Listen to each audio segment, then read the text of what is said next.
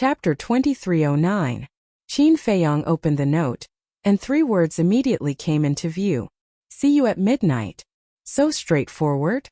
Isn't she afraid that we are bad guys? Hui was surprised. She has such a powerful family background, why would she be afraid of bad guys? Do you still want the unfinished celestial immortal intoxication?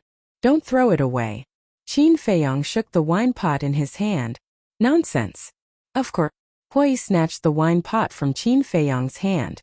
After suffering such a big grievance, wouldn't it be a loss if he didn't take it? What a drunkard. Qin Feiyong shook his head. Time flew by. At midnight, Qin Feiyong drove the castle and appeared outside the southern city gate. In front of the city gate, except for the 4 guards, there wasn't even a shadow. It was extremely quiet. Qin Feiyong didn't go out and waited quietly. About 100 breaths passed.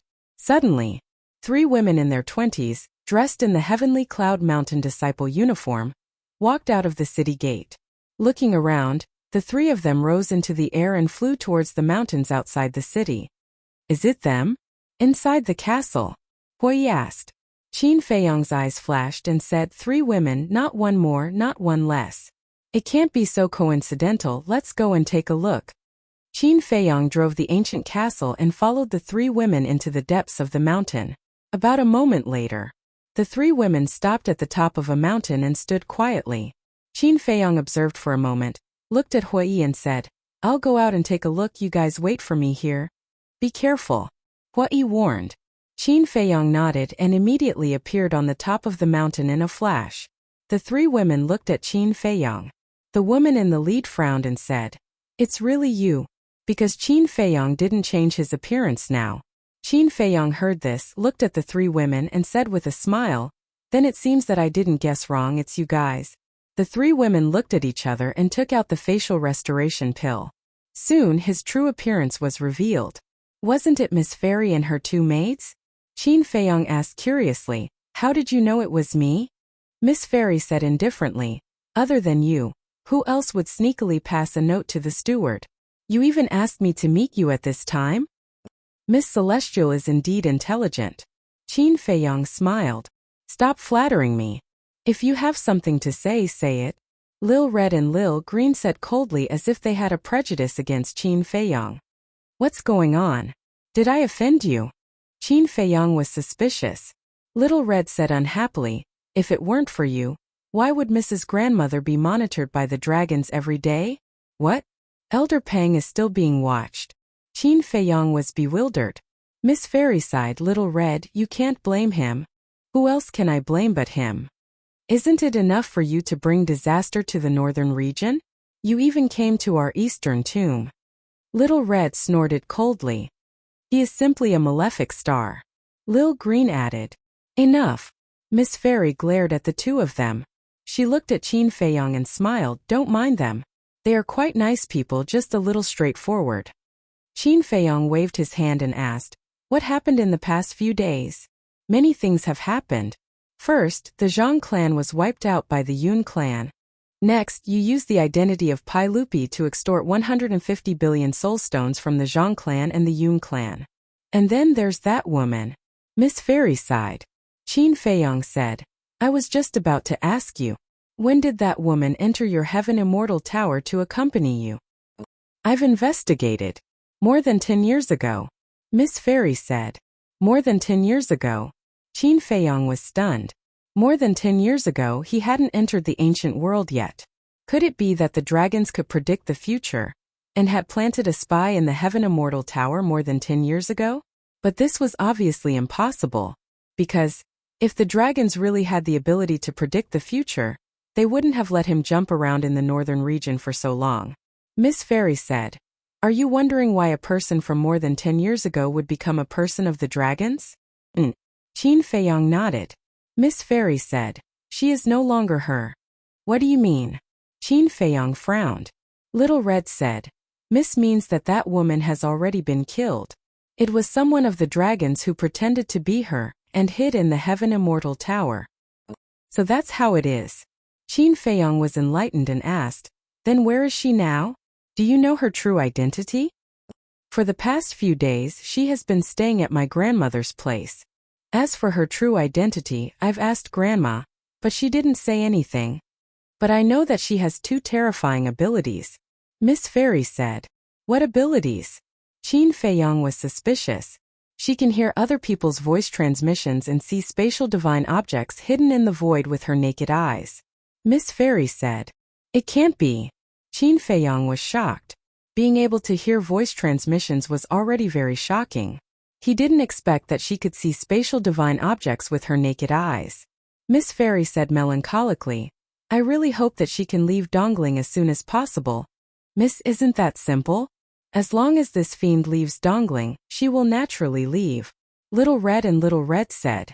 Qin Feiyong smiled bitterly and looked at the two girls. Don't worry, I will leave Dongling very soon. I couldn't ask for more. Little Red snorted. Qin Feiyong said helplessly. Then when did she kill that woman and sneak into the Heaven Immortal Tower? Miss Fairy said. I heard from her that after the ancestral dragon returned to the Divine Lands, she activated the space-time teleportation divine artifact and came to Dongling. She told you that personally? Qin Feiyong was surprised. The day before yesterday at Grandma's place, I chatted with her for a while. Actually, apart from her identity as a dragon, she's quite a nice person. Miss Fairy said. Nice? I really didn't notice. I just feel that she's very scary. Qin Feiyong shook his head. Not only could she see the spatial divine objects hidden in the void, but she could also hear other voice transmissions. It was equivalent to saying that there were no secrets in front of her. She is indeed scary. Miss Fairy nodded and asked, You went through so much trouble to ask me out just to ask me this. I originally wanted to see your grandma and find out about this woman's identity. After all, your grandma has been to the Divine Lands and knows the situation of the dragons better than us. But now it seems that I can't go. Qin Feiyong said. I definitely can't go. If you go to Grandma, it's equivalent to telling that woman that Grandma is related to you. Miss Fairy said. All right then. We'll meet again. Qin Feiyong cupped his hands and smiled. Little Green hurriedly said, You're leaving just like that? What else can I do? Qin Feiyong looked at her suspiciously. Little Green said, You destroyed our Heaven Immortal Tower and even freeloaded in our Heaven Immortal Tower twice. Shouldn't you do something? Destroy your Heaven Immortal Tower? Qin Feiyong was stunned and hurriedly said, Wait, don't get the wrong person. The one who destroyed your Heaven Immortal Tower is Hui, not me. You're not in cahoots with him? Little Green said angrily. Who said that I'm in cahoots with him? He's me. It's unrelated. As for freeloading, you guys should look for Hui. Because he drank the heavenly immortal wine twice by himself. It has nothing to do with me at all. Goodbye. Qin Feiyong laughed and directly entered the ancient castle. Miss, look at him. Little Red and Little Green were infuriated. Miss Fairy smiled. It's his business if he's shameless. But we can't be unreasonable. Quickly go back lest others see us. As she spoke, she consumed an illusory form pill.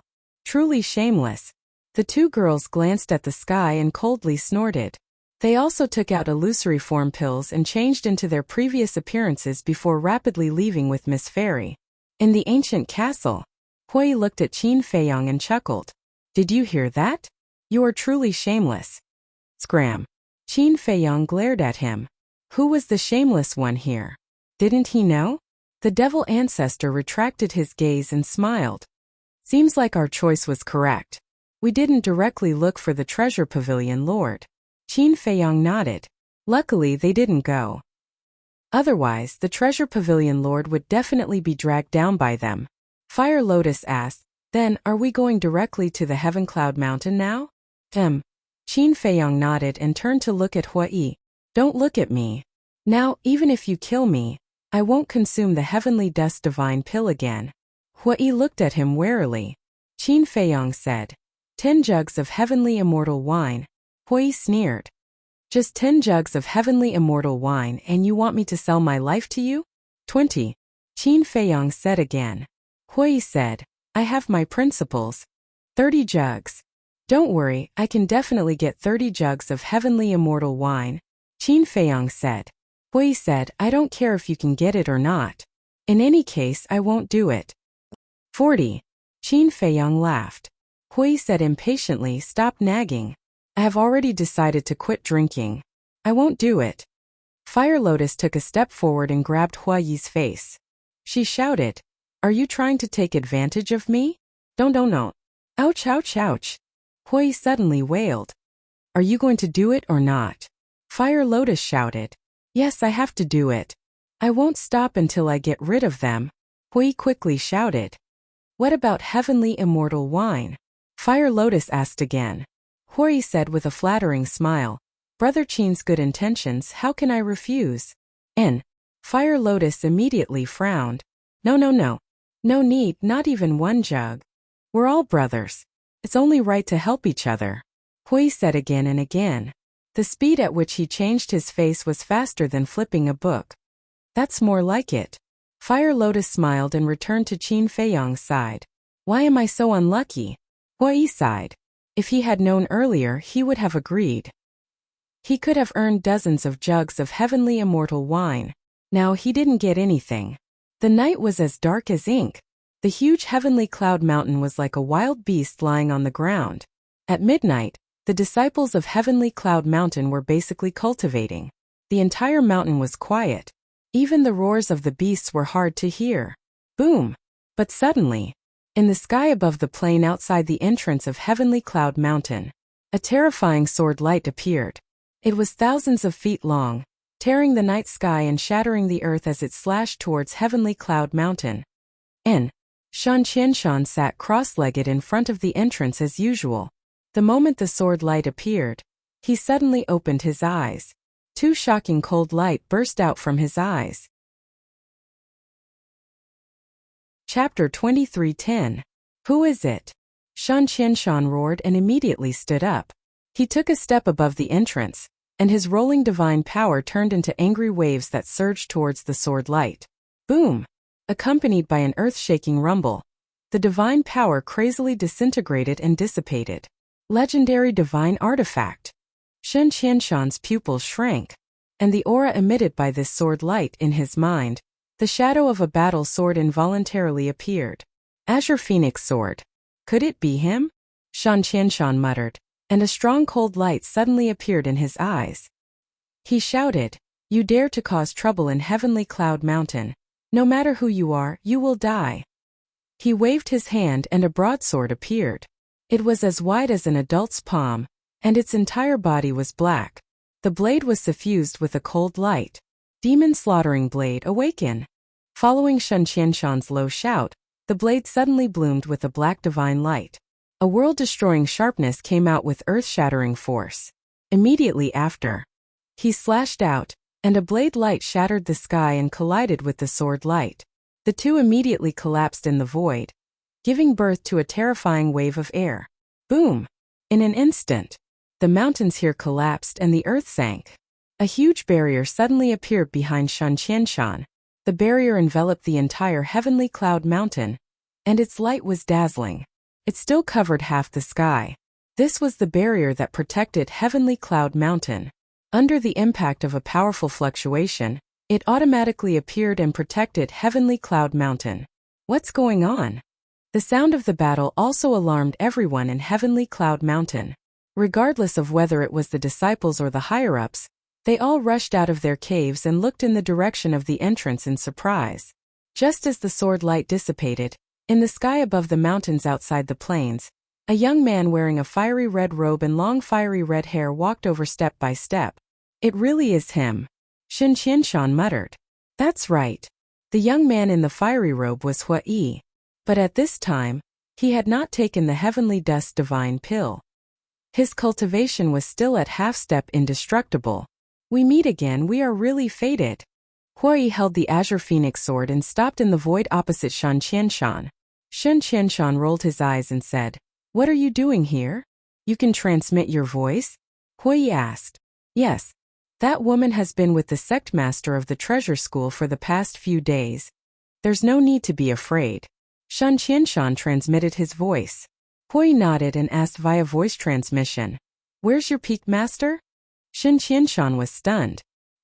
He frowned and said, You came for the peak master? It wasn't me. It was Qin Feiyang. He said that before we leave, we must get rid of the murderous intent hidden in your peak master's body. Hui helplessly said. That's a good thing. Shen Qianshan was delighted. He thought to himself, how should I cooperate with you? Simple. It's fine as long as you fall. Hui transmitted his voice. It can't be that simple. Even if I fall and let you enter Heaven Cloud Mountain, the Vice Peak Master will revive the heaven-punishing sword and stop you, Shen Qianshan said. I'm fine. Just tell me, where's your Peak Master now? Hui thought. You don't have to look for the Peak Master. It's because the murderous intent is not inside the Peak Leader's body, Shen Qianshan thought to himself. Hui was stunned and asked suspiciously, then where is it? The Peak Master never cares about anything. It's meaningless to hide it in his body. So when we returned from the Tianluo Sea, the murderous intent was hidden in the Vice Peak Master. As for the Vice Peak Master, he's probably rushing here now, so you don't have to enter Heaven Cloud Mountain. Just stay here and wait, Shen Qianshan said. I see. Hui suddenly understood and laughed secretly. Then let's spar. Sure. I want to see your true strength.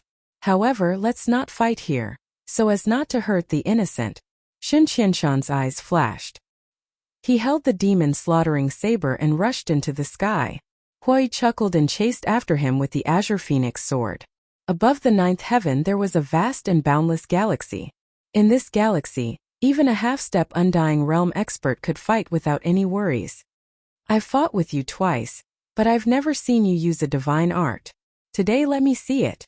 Shen Qianshan chuckled. That depends on whether you have the ability or not.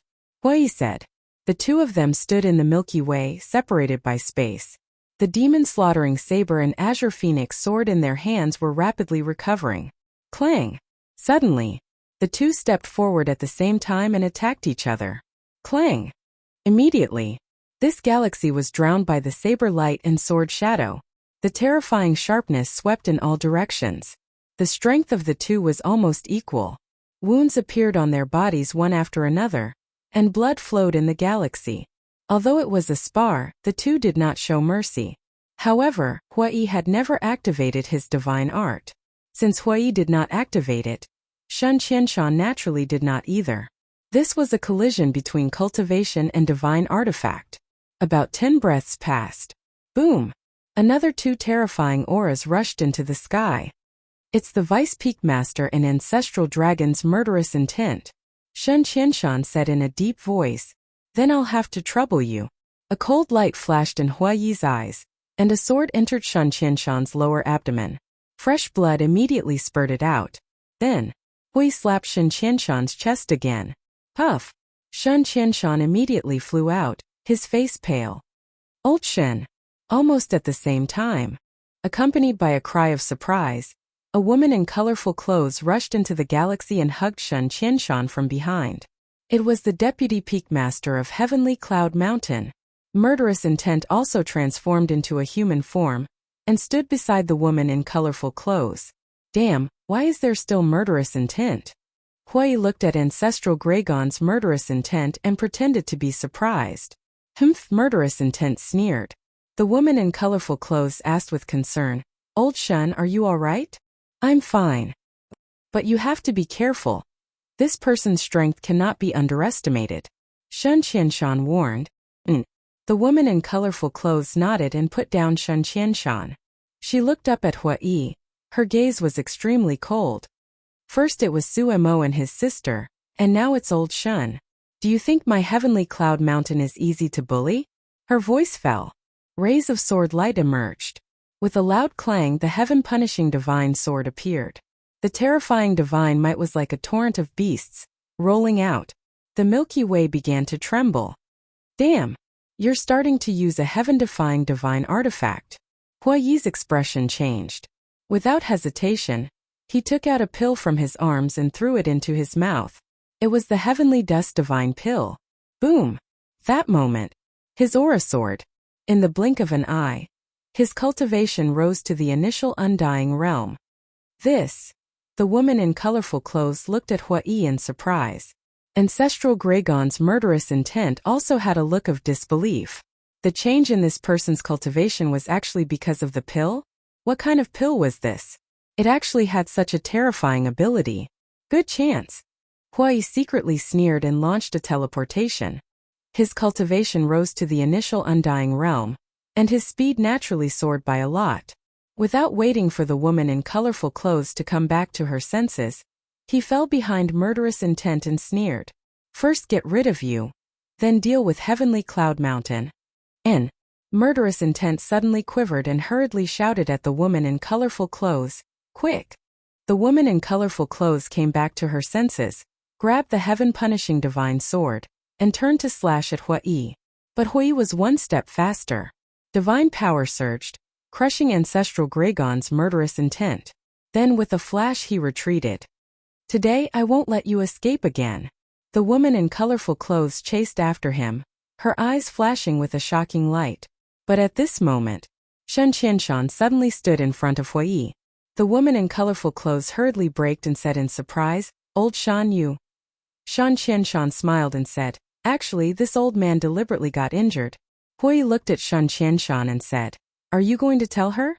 Shen Qianshan said, "Murderous intent has been completely eliminated. It's time to tell her." "All right." Hui nodded. It was good to tell this woman, lest she chased after them every day with a heaven-defying artifact. The woman in colorful clothes frowned and said, "Old Shen, what are you talking about?" Shen Qianshan looked at the woman in colorful clothes and said with a smile, "Actually, this old man has been secretly helping Qin Feiyang and Hui." "Helping them?" The woman in colorful clothes was stunned. Shen Qianshan continued, "Not only this old man, but also the Chou Tianwei and the Treasure Pavilion Master, including the Nine Heavens Palace and the Treasure Pavilion of the Northern Region, are also helping him." "Why are you doing this? Do you know that by doing this you are going against the dragons?" Shen Qianshan's words shocked the woman in colorful clothes. "Of course we know. But we want to take a gamble," Shen Qianshan said. "A gamble?" The woman in colorful clothes murmured and fell silent. Shen Qianshan asked, "You should know what this old man is betting on, right?" "I know." The woman in colorful clothes nodded and said, "But have you ever thought about what will happen to us if we fail?" Shen Qianshan said, "If you haven't tried, how do you know that we will definitely fail?" The woman in colorful clothes hesitated. "This old man is telling you now because I want you to make a decision. Of course, this old man will not force you. If you are unwilling, this old man will choose to leave Heaven Cloud Mountain. At that time, if we fail, Heaven Cloud Mountain will not be implicated because of this old man." Shen Qianshan said, "Leave Heaven Cloud Mountain." The woman in colorful clothes' gaze trembled as she looked at Shen Qianshan and said, "You have already made up your mind. Someone must stand up and take this step. This old man also does not know what will happen in the future. But even if I die in battle, this old man will not regret today's decision," Shen Qianshan said. The woman in colorful clothes looked at Shen Qianshan and then at Hui and said, "This is the purpose of your Eastern Tomb? Persuade us to join your side?" No. Don't misunderstand. Qin Feiyang and I came to Eastern Tomb purely to find someone. As for Shen Qianshan and the others, this is completely their own decision. However, I also support them. After all, a person's life is neither long nor short. They have to do something meaningful. And once this matter is completed, we will benefit the future generations. Taking a step back, even if we fail, our names will go down in history and become the role model of the future generations. Hui smiled. Chapter 23:11. Benefits. Goals? There was a hint of mockery in the eyes of the multicolor-clothed woman as she said, "If we fail, we will be sinners of the 4 major regions. Can you think about this calmly? How can I not understand this logic? But even if we don't resist, what can we gain? Let me tell you, there will only be endless bullying. Do you think this way we won't be sinners? Actually, it's the same. And the future generations will only call us weak and incompetent trash. Do you understand?" Shen Qianshan sighed. The multicolor-clothed woman was silent. "Let me put it this way. Qin Beishan's current strength has already reached the level of the ancestral dragon. Moreover, he has comprehended a kind of spacetime law power. Hui looked at the multicolor-clothed woman and said, "What?" The multicolor-clothed woman's eyes trembled, filled with disbelief. "Some time ago, I went to the Divine Land with Qin Feiyang and saw him with my own eyes, so I know his current strength," Hui said. The multicolor-clothed woman said, "So he is your hope?" "Yes. But in my opinion, the most promising one is still Qin Feiyang," Hui said with a smile. "Qin Feiyang?" The multicolor-clothed woman frowned. "His talent, his ability, and his mind are all incomparable to ordinary people. I even have a feeling that his future achievements will only be higher than Qin Beishan's," Hui said. "Is this why you followed him?" The multicolor-clothed woman asked. "That's only secondary. I followed him for another reason, but I won't reveal it for the time being," Hui said. The multicolor-clothed woman frowned and said, "Who exactly are you?" "That's not important." Hui shook his head. The multicolor-clothed woman asked again, "Does Qin Feiyang know about this?" "Not for the time being. But his ultimate goal is the same as ours, to enter the Divine Land," Hui said. The multicolor-clothed woman fell silent again. "In the end, do you want to continue living lowly or stand up bravely? Think about it carefully." After Hui finished speaking, he put away the azure phoenix sword and turned into a beam of light. Without looking back, he left the galaxy and disappeared. The multicolor-clothed woman lowered her head and remained silent for a long time. Shen Qianshan did not say anything. Boom! Suddenly, two more powerful auras appeared. "It's the pavilion master of the treasure pavilion and Chou Tianwei. That woman should be with them as well." Old Shun's expression immediately changed as he spoke. The multicolor-robed woman looked beyond the galaxy and said, "This matter is too important. Later, I'll have to trouble you to accompany me to find the Peak Master and discuss this with him." "All right." Shen Qianshan nodded. He grabbed the heaven-punishing divine sword and stabbed it into the woman's lower abdomen. The woman did not say anything and put away the heaven-punishing divine sword.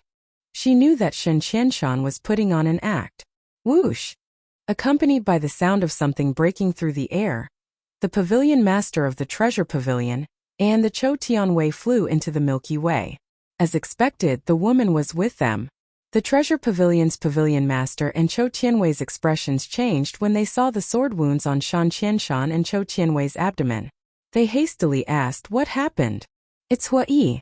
Not only did he injure us, but he also destroyed Lord Ancestral Dragon's killing intent," Shen Qianshan said in a low voice. "Hui? How did he do it?" The woman frowned. "Not long ago, he suddenly took an elixir and his cultivation directly increased to the initial imperishable realm. We were a little careless. Otherwise, we would not have been seriously injured by him." Shen Qianshan sighed.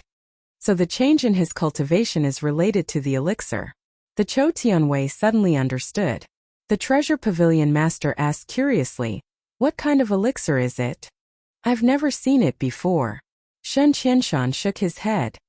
"I've been in charge of the Eastern Tomb Treasure Pavilion for so many years, but this is the first time I've heard of an elixir that can increase the cultivation of an imperishable realm expert," the treasure pavilion master exclaimed. The woman frowned and asked, "Where are they now?" "I don't know. When he saw that we were about to use the divine artifact, he fled." "I believe you also know the difference between a half-step imperishable realm expert and an initial imperishable realm expert. With our speed, we can't catch up to him," Shen Qianshan said. The woman nodded. She looked up at the Star River, and a milky white light appeared in her eyes. Shen Qianshan and the other three looked at each other in silence. Boom! At this moment, a deafening sound suddenly rang out. The five of them were shocked. They hurriedly turned and flew out of the Star River. When they flew out of the Star River, the color of the woman in colorful clothes and Shen Qianshan suddenly changed. They saw that the barrier protecting Heaven Cloud Mountain was rapidly collapsing. What's going on? The treasure pavilion master and the Chou Tianwei were also very surprised. Look! The woman suddenly pointed at the canyon inside the entrance of Heaven Cloud Mountain. In the depths of the canyon there was a huge altar. Next to the altar, two young men stood side by side. One of them was reviving the altar. Weren't they Qin Feiyang and Hui? Hui had left the Star River and met up with Qin Feiyang, but he did not leave. He had been lurking near the entrance. Behind them, when the Treasure Pavilion Master and the Chou Tianwei brought the woman into the Star River, they shattered the barrier and revived the altar. The barrier of Heaven Cloud Mountain was set up by the Peak Master. Although the Peak Master was also a half-step Undying Realm expert, Hui's cultivation had reached the initial Undying Realm. Naturally, he could easily break the barrier. As for why they did this, of course they did it on purpose for the woman to see. They wanted to let the woman know that they had left Dongling. This way, the woman would not continue to stay in Dongling. So their goal is the altar. Shen Qianshan saw this scene and was immediately furious. That can't be right. I heard from the ancestral Gragon that he has a divine artifact called the Space-Time Gate. Since he has a teleportation divine artifact, why would he go through so much trouble to come to Heaven Cloud Mountain? The woman raised her eyebrows. This kind of divine artifact basically has restrictions. I think the Space-Time Gate is the same. So generally speaking, no one will easily open it unless it's a critical moment. Shen Qianshan said in a deep voice. That makes sense. The woman nodded and shouted, "What are you waiting for? Go stop them." Hearing this, the four of them immediately swooped down. At the same time, a terrifying aura erupted from the deepest part of Heaven Cloud Mountain. Qin Feiyang was shocked. He looked up at the deepest part and said, "It can't be the Peak Master, right? These people are very fast. And this kind of altar needs time to revive. I'm afraid it's too late." Hui frowned. "Then open the Space-Time Gate. Anyway, we just need to let her see us leave Dongling with her own eyes." Qin Feiyang waved his hand, and the Space-Time Gate appeared. Divine power immediately gushed out. Hui also immediately helped to revive the Space-Time Gate. With Hui's cultivation in front of him, it was naturally quite fast. In the blink of an eye, the Space-Time Gate opened. The two looked at each other and immediately rushed into the Space-Time Gate. Then they waved at the woman and smiled. "Little beauty, if fate wills it, we'll meet again. Don't be arrogant. Sooner or later you'll fall into my hands." The woman glared at the two angrily. "Next time it might not be us who'll fall into your hands. It might be you who'll fall into our hands. At that time I'll definitely love you well." Hui grinned. After he finished speaking, accompanied by a clang, the two disappeared. The Space-Time Gate also disappeared. Damn it! The woman was so angry that she stomped her feet. In the southwest of the northern region there was a mountain. The mountain was lush with vegetation and wild beasts. In a small valley, a small courtyard was located in the middle of the valley. The courtyard was very simple, like an ordinary house. There was a vegetable garden around it. The green wild vegetables exuded vitality. On the left side of the courtyard there was a small pond. Inside, lotus leaves stood tall and the lotus flowers were blooming. And beside the pond, a woman about 35 or 36 years old was cleaning the weeds on the shore. The woman was wearing a red dress. Her black hair was tied up high with an exquisite jade hairpin in her hair. She looked dignified and virtuous. Although crow's feet could be faintly seen at the corner of her eyes, whether it was her figure or her skin, they were all like a young girl. She also looked very gentle and did not have a threatening aura at all. Clang! Suddenly, in the sky above the valley, there was a deafening sound. The woman raised her head and saw an ancient door rapidly materializing in the sky. Whoosh! Following closely, two figures rushed out of the door. Who else could it be but Qin Feiyang and Hui? Qin Feiyang put away the Space-Time Gate and looked down at the valley below. When he saw the woman, a smile appeared on his face. This woman was Shangguanqiu's master, the chief pavilion master of the Treasure Pavilion of the northern region. "Senior, I'm really sorry to disturb you again." Qin Feiyang flew down and smiled apologetically. The woman glanced at the two and said, "Looking at you, you must have escaped from Dongling. How is that possible? Look at my current cultivation. Who in Dongling can be my opponent?" Hui said proudly. "Cultivation?" The woman was slightly stunned. She looked at Hui for a while and said in surprise, "Your cultivation?" Hui said, "Yes, I have broken through to the initial imperishable realm." The woman took a deep breath and said, "It seems that what Shen Qianshan said last time was true. What did Shen Qianshan say? Qin Feiyang was suspicious. Last time he came to inform us that the ancestral dragon left killing intent in Dongling. He also said that Huiyi's cultivation has reached the initial imperishable realm. We didn't believe it. I didn't expect it to be true. The woman said in disbelief. Qin Feiyang nodded and glanced at the proud Huiyi. He said, Senior, don't listen to him. His cultivation changed because he took a kind of pill. Pill? The woman was stunned. Huiyi's expression also stiffened. He said angrily, Why do you like to undermine me so much? Qin Feiyang rolled his eyes and looked at the woman. He pleaded, Senior, we have to go to the next stop quickly. Please make it convenient. Because he didn't know the coordinates of the Western Desert and Southern Wasteland, he could only ask the woman for help. The Great Elder of Nine Heavens Palace definitely knew, but there were too many people in Nine Heavens Palace. Where to? The woman was suspicious. Western Desert, Southern Wasteland. Qin Feiyang pondered for a moment, looked at Huiyi and said, Where are we going first? Why are you asking me? You decide. It's not like I'm going to find someone, Huiyi said impatiently. Qin Feiyang was speechless. He thought for a moment, looked at the woman and said, Then let's go to the Western Desert first. The woman didn't refuse, nor did she ask for the reason. She said, Then I'll send you there personally. That's not good. Because I'm worried that the dragon's people might come looking for you later, Qin Feiyang said. The woman smiled. Seems that you really escaped back. You can say that. Qin Feiyang smiled bitterly. Okay, wait a moment. The woman nodded. After she finished speaking, she stepped into the courtyard and entered the room. In less than 10 breaths, she came out again, and there was something in her hand. It was a letter. The woman landed in front of the two and handed the letter to Qin Feiyang. She said, When you reach the Western Desert, give this letter to the Treasure Pavilion Master of the Western Desert, but you're not allowed to peek. Thank you, Qin Feiyang said gratefully and put it in his arms. The woman waved her hand, and the pond split open again, revealing the secret room below. She smiled and said, Be careful, go. The two nodded and jumped down. Huiyi then revived the altar and quickly left.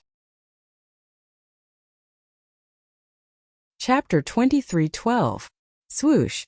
Not long after Qin Feiyang and Shang Guanqiu left, a white figure appeared in the sky above the valley. The woman looked up, and a smile appeared on her face. Master. The woman in white landed in front of the woman and bowed. That's right. This woman was Shang Guanqiu. Why are you here? The woman raised her hand and tidied Shang Guanqiu's messy hair, her eyes full of love. Shang Guanqiu sighed. I'm afraid you won't be able to escape this time. The woman was stunned. There's a woman who claims to be one of the dragons. She wants you to meet her. The owner of the East Hill Treasure Pavilion and the Deputy Peak Master of Tianyun Mountain are with her, Shang Guanqiu said. The woman of the dragons. The woman's eyes flashed and she sighed. She's here. Master, you knew she would come? Shang Guanqiu was surprised. I knew the dragons would come, but I didn't know it would be a woman. The woman said. How did you know? Could it be that someone tipped him off? Shang Guanqiu was suspicious. The woman was silent for a while. Then she looked at Shang Guanqiu and said, It's Qin Feiyang. Qin Feiyang. Shang Guanqiu trembled. Do you still hate him? The woman asked. Hate? Shang Guanqiu murmured and shook her head. It's all in the past. Why should I hate him? I'm glad you think so. The woman smiled. Shang Guanqiu forced a smile, took out a note, and handed it to the woman. What's this? The woman looked at her, puzzled. Shang Guanqiu said, The owner of the East Hill Treasure Pavilion secretly gave this to us. The woman quickly took the note, opened it, and was shocked. There was a line of small words written on the slip of paper. This woman could hear sound transmissions and peek into spatial divine objects. In front of her, one must not secretly communicate or secretly monitor her. How could she have such an ability? The woman murmured, her face full of disbelief. What's wrong? Shang Guanqiu was surprised. Nothing. Let's go. The woman shook her head and shredded the slip of paper before activating the teleportation altar. Shang Guanqiu looked at the woman suspiciously and asked casually, Where is Qin Feiyong now? The woman was slightly taken aback. She smiled and said, You still care about him? Shang Guanqiu blushed. Silly girl. The woman shook her head and said, Love depends on fate. It can't be forced. I know. Shang Guanqiu nodded. The woman said, He went to the western desert. I think he went to look for someone. Let's go quickly. Don't let that major character wait for too long. After saying that, he jumped onto the altar. Western desert. Shang Guanqiu murmured and leaped onto the altar. Let's talk about Qin Feiyong and Qin Haodong. At this moment, the two of them were standing in the air above a piece of dry land. Their faces were filled with shock. On the ground below, other than a small oasis directly below them, as far as the eye could see, there was not a single blade of grass growing on the ground, and it was deathly still. Cracks also appeared on the ground like a spider web. It looked like a land of death. There was no sign of life at all. This is the western desert? The two of them looked at each other in disbelief. This environment was too harsh. The scorching sun hanging in the sky emitted a sinister light. Standing in the void was like standing in a furnace, sweating all over. Hui said, How can we survive in such an environment? This is actually nothing. Qin Feiyong shook his head. Hui was taken aback. He asked suspiciously, You mean you've seen a place worse than this? Yes. There are 10 suns on the first level of the divine sight. Do you think the environment is worse than this? Qin Feiyong said. 10 suns? Hui was shocked. This was the first time he had heard of such a thing. Wait. Qin Feiyong's face suddenly changed. What's wrong? Hui quickly looked at him in surprise. Qin Feiyong said, We left in a hurry just now and forgot to tell the pavilion master about that woman's ability? Hui thought for a moment and nodded. Yes, we didn't tell her. That's not good. What if that woman goes to the northern region? What if the pavilion master, great elder, and the others send a voice transmission in front of her? Qin Feiyong was worried. No, we have to go back immediately. Look at how worried you are. If you can think of it, Shen Qianshan and the others can think of it too. And Shen Qianshan and the others don't know that we've returned to the northern region. So just in case, they will definitely think of a way to inform the great elder and the others. Hui was not worried at all. Qin Feiyong frowned. But what if something unexpected happens? Can't you have some confidence in them? No matter what, they are the highest authorities in Dongling and the northern region. Don't they have the ability to do that? Don't think that you're the only smart person in the world. Hui rolled his eyes. Qin Feiyong said helplessly, Did I say that I'm smart? I'm worried about them. Hui said disdainfully, I think you're just showing off your cleverness. Fine. I am. I can't be bothered to talk to you. Qin Feiyong waved his hand. Boom. At this moment, a terrifying aura suddenly appeared and rushed toward the two of them. The two of them were shocked and hurriedly looked down. The aura came from the only oasis directly below. This is the aura of a half-step eternal realm expert. I think the owner of this aura should be the pavilion master of the Western Desert Treasure Pavilion. Hui said. Senior, don't misunderstand. We didn't break into the Western Desert without permission. We have the permission of the pavilion master of the Northern Region Treasure Pavilion. Qin Feiyong hurriedly exclaimed. As soon as he finished speaking, the terrifying aura suddenly stopped and then retreated back into the oasis like a tide. Then, a figure rushed out of the oasis like lightning and appeared in front of Qin Feiyong and Hui. It was an old man. His skin was dark and he was short, only about 1.6 meters tall, but he was extremely strong. His upper body was bare, revealing his well-developed muscles. His long hair was also black. He looked even stronger than the young man. Qin Feiyong looked at the old man, and a trace of surprise gradually appeared in his eyes. He said to himself, Hui, don't you feel that this old man is a bit familiar? He is a bit familiar. Hui nodded. Suddenly, the two of them looked at each other, and a figure appeared in their minds at the same time. The Chou Tianwei. That's right. The old man in front of them was extremely similar to the Chou Tianwei. Not only did they look similar, but even their height and figure were exactly the same. At the same time, the old man was also looking at Qin Feiyong and Hui. He didn't pay much attention to Qin Feiyong, who was just a low-level divine lord. However, Hui caused his pupils to fiercely shrink. This aura was even stronger than his. Could it be that he was a low-level Eternal Realm expert? Qin Feiyong asked, Senior, are you the pavilion master of the Western Desert Treasure Pavilion? Yes. The old man nodded. Qin Feiyong took out a letter from his bosom and handed it to the old man. He said, the pavilion master of the Northern Region Treasure Pavilion asked me to pass this to you. The old man looked at the letter suspiciously, then took it in his hand, opened the envelope, took out the letter inside, and opened it to read carefully. Qin Feiyong and Hui stood on their tiptoes and looked at the letter. They were very curious about what was written on it. But the old man seemed to be deliberately guarding against them, not giving them a chance to peek. A moment later, the old man clenched his hand, and the letter immediately shattered. Then he looked up at the two of them and said, I'll give you the coordinates of Skychi City. When you're done, quickly leave the Western Desert. With that, the old man gave them more than a dozen coordinates. Skychi City? Qin Feiyong and Hui were suspicious. The old man said, Skychi City is the largest city in the Western Desert. It's convenient for you to ask for information. Thank you, Senior. Qin Feiyong bowed. The old man waved his hand, indicating that the two of them could leave. Qin Feiyong hesitated for a moment and looked at the old man. May I ask, Senior, what is your relationship with Senior Cho Tianwei? The old man was slightly stunned and said in surprise, You know Cho Tianwei? Qin Feiyong said, To tell you the truth, we just came out of Dongling. The old man said, Cho Tianwei is my younger brother. Qin Feiyong and Hui nodded in realization. No wonder they were so similar. They were brothers. If there's a chance, I'll have to trouble Senior to pass on a message to Senior Cho. Thank you for taking care of the two of us in Dongling. Please be careful, Senior. If nothing unexpected happens, there will definitely be a woman coming to the Western Desert today. She's a member of the Dragons.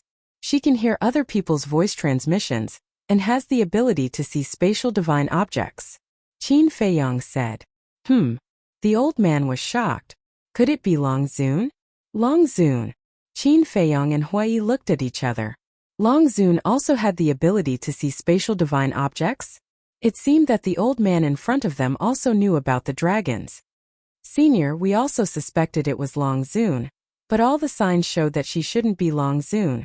According to our guess, she should be someone very close to Long Zun. Qin Feiyong said. Someone close to Long Zun. The old man murmured. Suddenly, his body trembled and said, Then it can only be her. Who? Qin Feiyong and Hui asked in unison. The old man looked at the two and waved his hand. You two go quickly. Qin Feiyong said, Senior, is there something you can't say? Before you're sure you can't say anything. The old man shook his head. Qin Feiyong and Hui smiled helplessly, and could only open the teleportation altar and leave. The other party clearly didn't want to say. It was useless to force it. Dragons, Long Zun, the old man muttered to himself. After a long time, he disappeared into the oasis below with a long sigh. Chapter 23:13. Qin Feiyong, why did you specifically state that the vengeful sky guards took care of us? On the way to Skychi City, Hui looked at Qin Feiyong suspiciously. Qin Feiyong said, This is to let that old man completely relax his vigilance against us. Hui nodded and asked, Do you have any plans this time? What other plans can there be? Just like looking for the demon ancestor. Let Dong Zhengyang show himself. Qin Feiyong said. Hui smiled and said, Then it seems that my cultivation can still come in handy. Qin Feiyong, let me go out for a while. The demon ancestor's voice suddenly sounded in Qin Feiyong's mind. Qin Feiyong was taken aback and took out the demon ancestor. I think that even if Dong Zhengyang is in the Western Desert, he might not show himself when he hears of your appearance. The demon ancestor looked at Qin Feiyong and said, Why? Qin Feiyong was suspicious, because he is also afraid that you will attack him. The demon ancestor shook his head and smiled. Qin Feiyong smiled bitterly. He was not a demon, why was everyone afraid of him? The demon ancestor said, I have an idea. Say it. Qin Feiyong said, I will go with you. When he hears that I am with you, I think he will not have any worries, the demon ancestor said. Okay. Qin Feiyang nodded. As long as he could find Dong Zhengyang, he would do anything. During the conversation, the three of them opened more than a dozen altars one after another and appeared in the sky above an oasis. This oasis was quite big. It covered an area of hundreds of thousands of miles. The mountains were undulating, and the vegetation was lush. Traces of beasts and humans could be seen everywhere. And in the center of the oasis, there was a huge city that exuded an ancient aura.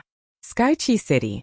Above the city gate, there were 3 large words that looked like iron hooks and silver strokes, magnificent and imposing. Hui asked, should we kill our way in? Don't hurt the innocent, Qin Feiyang said. Hui grinned. With a wave of his hand, he swept up Qin Feiyang and the demon ancestor and descended into the skies above the city. The city was crowded with people and bustling with noise and excitement. Robbery. Suddenly, an explosive shout exploded like a clap of thunder, resounding in the sky above the city. Everyone raised their heads and looked over. When they saw Qin Feiyang and the other two, they were immediately stunned. Robbery? What an idiot. Don't you know where you are? No one cared. I'll go. You guys are too calm. This makes me lose face, you know? Hui said angrily, and his expression was filled with displeasure. Idiot. Where did this lunatic come from? Get the hell out of here. Everyone rolled their eyes. Hui's face twitched as he angrily shouted, do you think this young master is joking with you? Boom. His voice fell. His newly formed immortal realm aura suddenly erupted. The entire city began to tremble. The buildings cracked and collapsed one after another. This pressure this time. The people could no longer remain calm as their faces were filled with fear. Whoosh!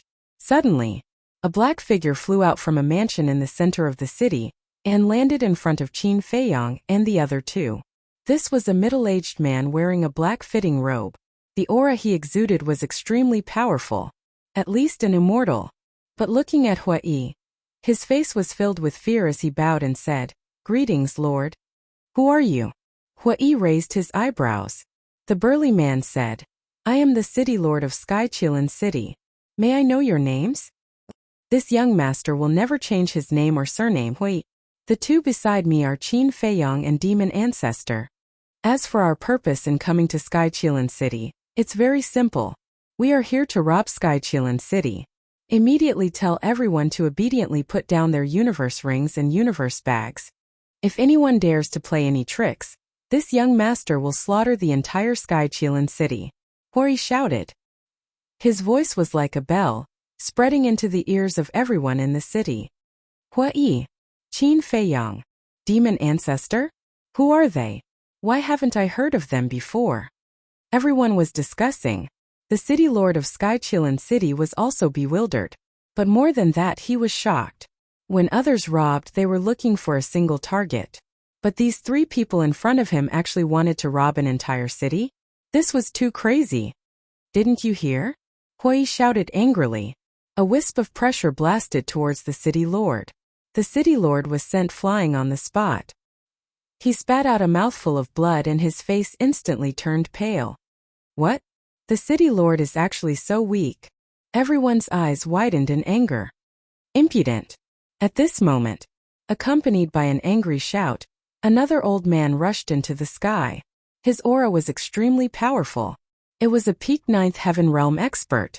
Hui said, report your name. The old man said coldly, I am the Vice Pavilion Master of the Treasure Pavilion. Vice Pavilion Master of the Treasure Pavilion? Hui was stunned for a moment before coming to a realization. No wonder your cultivation is so strong. However, in front of this young master, you still have to lie down. The pressure surged out. The old man was immediately sent flying, blood gushing out of his mouth. Even the Vice Pavilion Master is not his match? Everyone looked at this scene in shock. What was this person's cultivation? The old man was also extremely shocked. A mere peak 9th heaven palace dares to be arrogant in front of this young master? Do you know this young master's cultivation? Initial immortal realm. Hui said proudly. What? Initial immortal realm. The old man's body and mind trembled. The city lord could not help but tremble. This was fear. The old man came back to his senses and hurriedly said, "Sir, let's talk nicely. Don't hurt everyone. If this young master wanted to hurt them, do you think they would still have the chance to stand below and watch the show?" This young master said that he was here to rob Skychilin City. As long as you obediently put down your universe rings and universe bags, this young master will not hurt a single person. Hui said. The old man immediately shouted, "Quick! Take out your universe bags and universe rings and place them on the ground." No one dared to hesitate. Although they were reluctant, their lives were more important. What? There are actually people who want to rob Skychilin City? What did you say their names were? Hui Qin Feiyang, demon ancestor, so unfamiliar. Who are these people? They actually have such guts. Such a big matter naturally spread out very quickly. Near Skychilin City there was a towering mountain. The vegetation here was especially lush. The giant peaks were like battle swords that towered into the sky. Each of the giant peaks had countless cave abodes. At the peak of the mountain there were also ancient halls. A young man in his 20s hurriedly ran to a cave and knocked on the door. He shouted, "Senior brother Dong, open the door." Soon, the cave stone door opened. A young man in black stood at the door and looked at the young man suspiciously. "What's wrong? Why are you in such a hurry?" "Senior brother Dong, just now, a huge matter happened in Skychilin City." The young man gasped for breath. "What happened?" The man in black asked. "3 people popped out of nowhere and are robbing Skychilin City." The young man said. "Robbing Skychilin City?" The man in black was stunned and rolled his eyes at the young man. "Don't joke around. I'm not joking with you. And it's said that one of them is extremely terrifying. Even the Skychilin City Lord and the Treasure Pavilion's Deputy Pavilion Master are not his match." The young man said. The man in black saw that the young man was serious and said, "Really? Why would I lie to you? Right now, the entire Stellar Hall is discussing this matter. Only a cultivation maniac like you doesn't know." The young man said helplessly. "It's really unbelievable." The man in black muttered and asked, "Who are they to be so bold?" "I'm not sure. But I heard that they are called Hui Qin Feiyang, demon ancestor." The young man said. "What?" The man in black was stunned and hurriedly said, "Say it again. What are their names?" "Hui Qin Feiyang, demon ancestor." The young man said. "Qin Feiyang, demon ancestor." The man in black was stunned. Was this a coincidence? But how could there be such a coincidence in this world? Whoosh! Suddenly, the man in black turned into a stream of light and tore through the sky like lightning. Back to Qin Feiyang and the other 2. Hui stood in the sky with an overbearing aura like a king. A terrifying aura enveloped the entire city. Whether it was the Treasure Pavilion's Deputy Pavilion Master, the City Lord or the others, they felt as if they had fallen into hell. The streets and alleys of the city were filled with interspatial rings and interspatial bags. The demon ancestor looked at Hui and asked, "Are you really going to rob these interspatial rings and interspatial bags? You think I'm joking?" Hui turned to look at him and said in shock. The demon ancestor was stunned. He originally thought that Hui was just putting on an act, but he did not expect him to really have such thoughts. How much wealth was there in the entire city when all the interspatial rings and interspatial bags were added together? Even a divine treasure could not compare to it. The demon ancestor swallowed his saliva and said, "Isn't this a little too much?" "Too much?" Hui was stunned. He looked at the demon ancestor strangely and said, "I've heard Qin Feiyang talk about your past deeds. You're such a ruthless person, but you actually have compassion?" The demon ancestor smiled bitterly and said, "Isn't that all in the past? It seems that you've really changed." Hui said, "I think it's pretty good now. At least my conscience won't be condemned." The demon ancestor shook his head and smiled. Qin Feiyang looked at him deeply. Even if the demon ancestor really turned over a new leaf, it would be difficult for him to get over the hurdle in his heart. This was a knot that could never be untied. "It's really you guys." At this moment, a shout sounded. When Qin Feiyang and the demon ancestor heard it, they hurriedly turned their heads and saw a black-clothed man flying over from afar like lightning. "You've appeared so quickly?" The 2 of them looked at each other and were caught off guard. Hui glanced at the black-clothed man. then looked at Qin Feiyang and the demon ancestor and said suspiciously, "He's Dong Zhengyang?" Qin Feiyang and the demon ancestor nodded. Dong Zhengyang landed in front of Qin Feiyang and the other two. He sized up Qin Feiyang and the demon ancestor and said with a smile, "Long time no see. Long time no see." A smile also appeared on the demon ancestor's face. Qin Feiyang's expression was somewhat cold. Dong Zhengyang also noticed Qin Feiyang's expression and said, "Are you still fussing about the past?" Chapter 23:14. Qin Feiyang said calmly, "If it were you, would you let it go so quickly?" "No. But to be honest, I didn't do anything to hurt you back then." Dong Zhengyang said. "You attacking Tan Wu and the Cerberus doesn't count? You used the seal of destiny to control us. Doesn't count? Also, if you didn't instigate Uncle Yuan, would the demon ancestor and Mu Tianyang be revived? Don't say you didn't do anything to hurt me. In my opinion, you deserve to be killed more than them." Qin Feiyang said expressionlessly. Dong Zhengyang smiled bitterly and said, "So, you're here to kill me? Don't you have the Eye of Destiny? Don't you know why I'm here?" Qin Feiyang said. "The Eye of Destiny." Dong Zhengyang shook his head and said, "I'm in the ancient world. I don't dare to open the Eye of Destiny at all. Once I do, I'll be killed." "Fatal disaster?" Qin Feiyang was shocked and said, "You're talking about the small beast?" "Yes." Dong Zhengyang nodded. Qin Feiyang said in surprise, "Is it also in the ancient world?" "I don't know. But I have a premonition that it has been secretly watching us." Dong Zhengyang thought to himself. Qin Feiyang looked up at the sky. Was it really like what Dong Zhengyang said? Had the small beast been secretly watching them? Did the separation of Dong Zhengyang, Mu Tianyang, and the demon ancestor have something to do with the small beast? "Oh no. There's danger. Let's go." Suddenly, Dong Zhengyang's expression changed as he shouted, "Danger?" Qin Feiyang and the other two were stunned. They looked around and didn't see any experts. How could there be danger? "Trust me. Follow me immediately." After Dong Zhengyang finished speaking, he immediately activated a teleportation altar. Hui hurriedly said, "Wait a moment, the universe ring and universe bag. The danger is getting closer and closer. If we don't leave now, it will be too late." Dong Zhengyang shouted and jumped onto the altar without hesitation. Qin Feiyang and Fiend Ancestor looked at each other as they leaped onto the sacrificial altar. Although they didn't feel any danger, Dong Zhengyang didn't seem to be scaring them. It was better to be careful. Hui frowned and reluctantly glanced at the universe rings and universe bags that were strewn all over the street.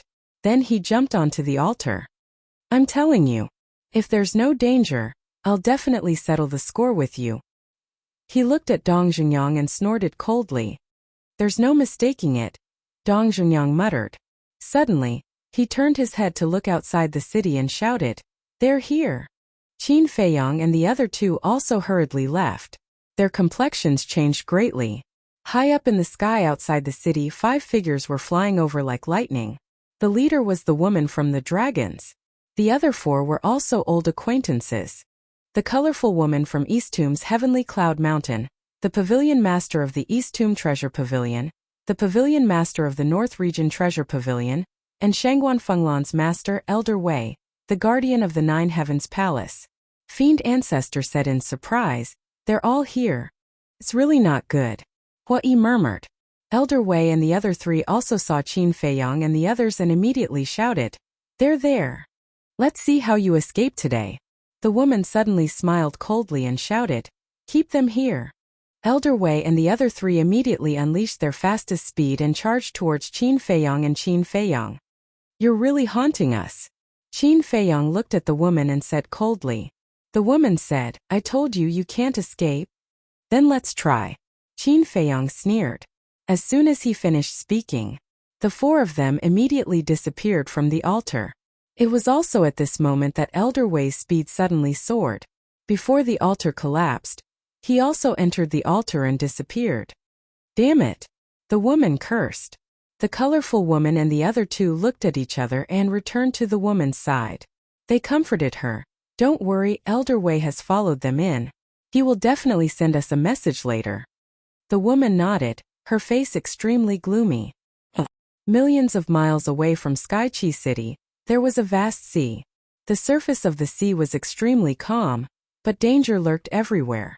Because in the sea, the traces of sea beasts could be seen everywhere.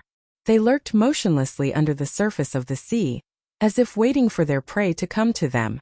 Swish! In the sky above a certain shore, 5 figures met one after another. It was Qin Feiyong and the other 3 and Elder Wei. Qin Feiyong immediately looked at Elder Wei and asked, Elder Wei, why did you guys follow us? There's no other way. It's that woman's order. Elder Wei said helplessly. Then how did she know we were in the western desert? Qin Feiyong frowned. She also doesn't know where you guys went? So she planned to split up and search. The 4 of us followed her to the western desert. As for Chou Tianwei, Shan Qianshan, Elder Yu, and the Peak Master of Heavenly Cloud Mountain, they were ordered to go to the southern wilderness. Elder Wei said. I see. Qin Feiyong suddenly understood. Elder Wei looked at Dong Zhongyang and asked, is he the person you're looking for? Yes. Qin Feiyong nodded. It's good that you found him. The Deputy Peak Master of Heavenly Cloud Mountain brought the heaven-punishing sword. We can't fight them head-on now. Leave the western desert immediately. Elder Wei said. Qin Feiyong smiled bitterly. The gate of time and space will only open tomorrow. There's no way to leave now. Hui said.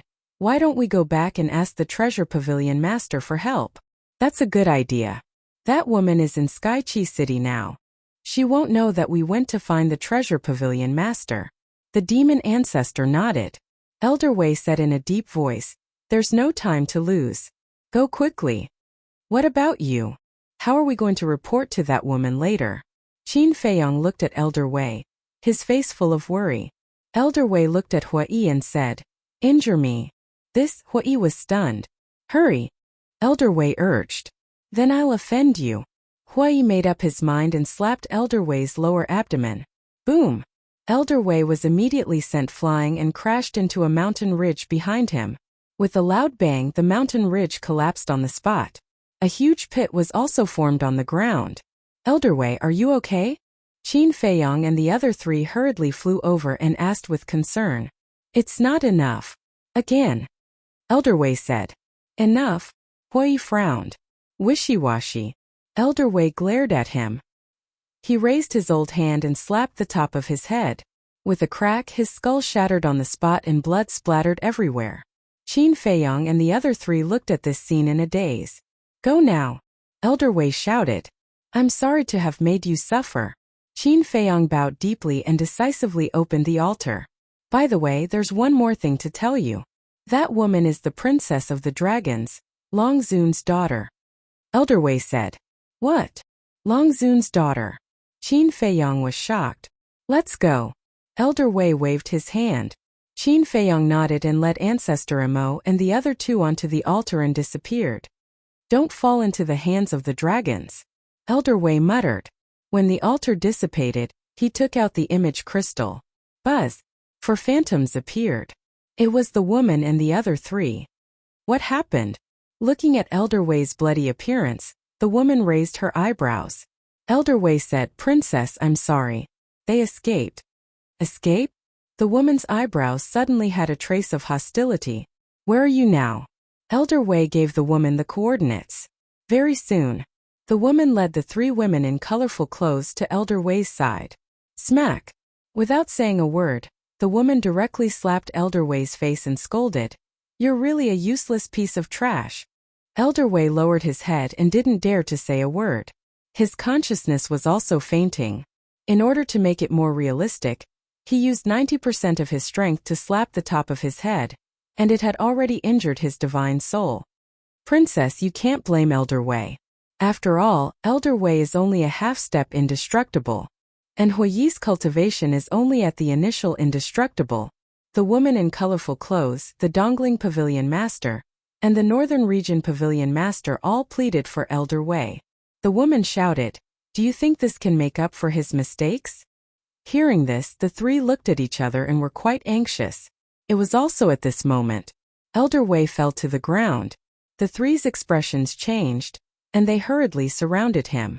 The woman frowned and asked, What's wrong? The woman in colorful clothes said, His divine soul is shattered. How useless. Give him the divine soul pill. Then split up and go to the Western Desert Treasure Pavilion and the Sky Mystery Palace. Tell them to find these people for me. The woman shouted. Yes. The three responded respectfully.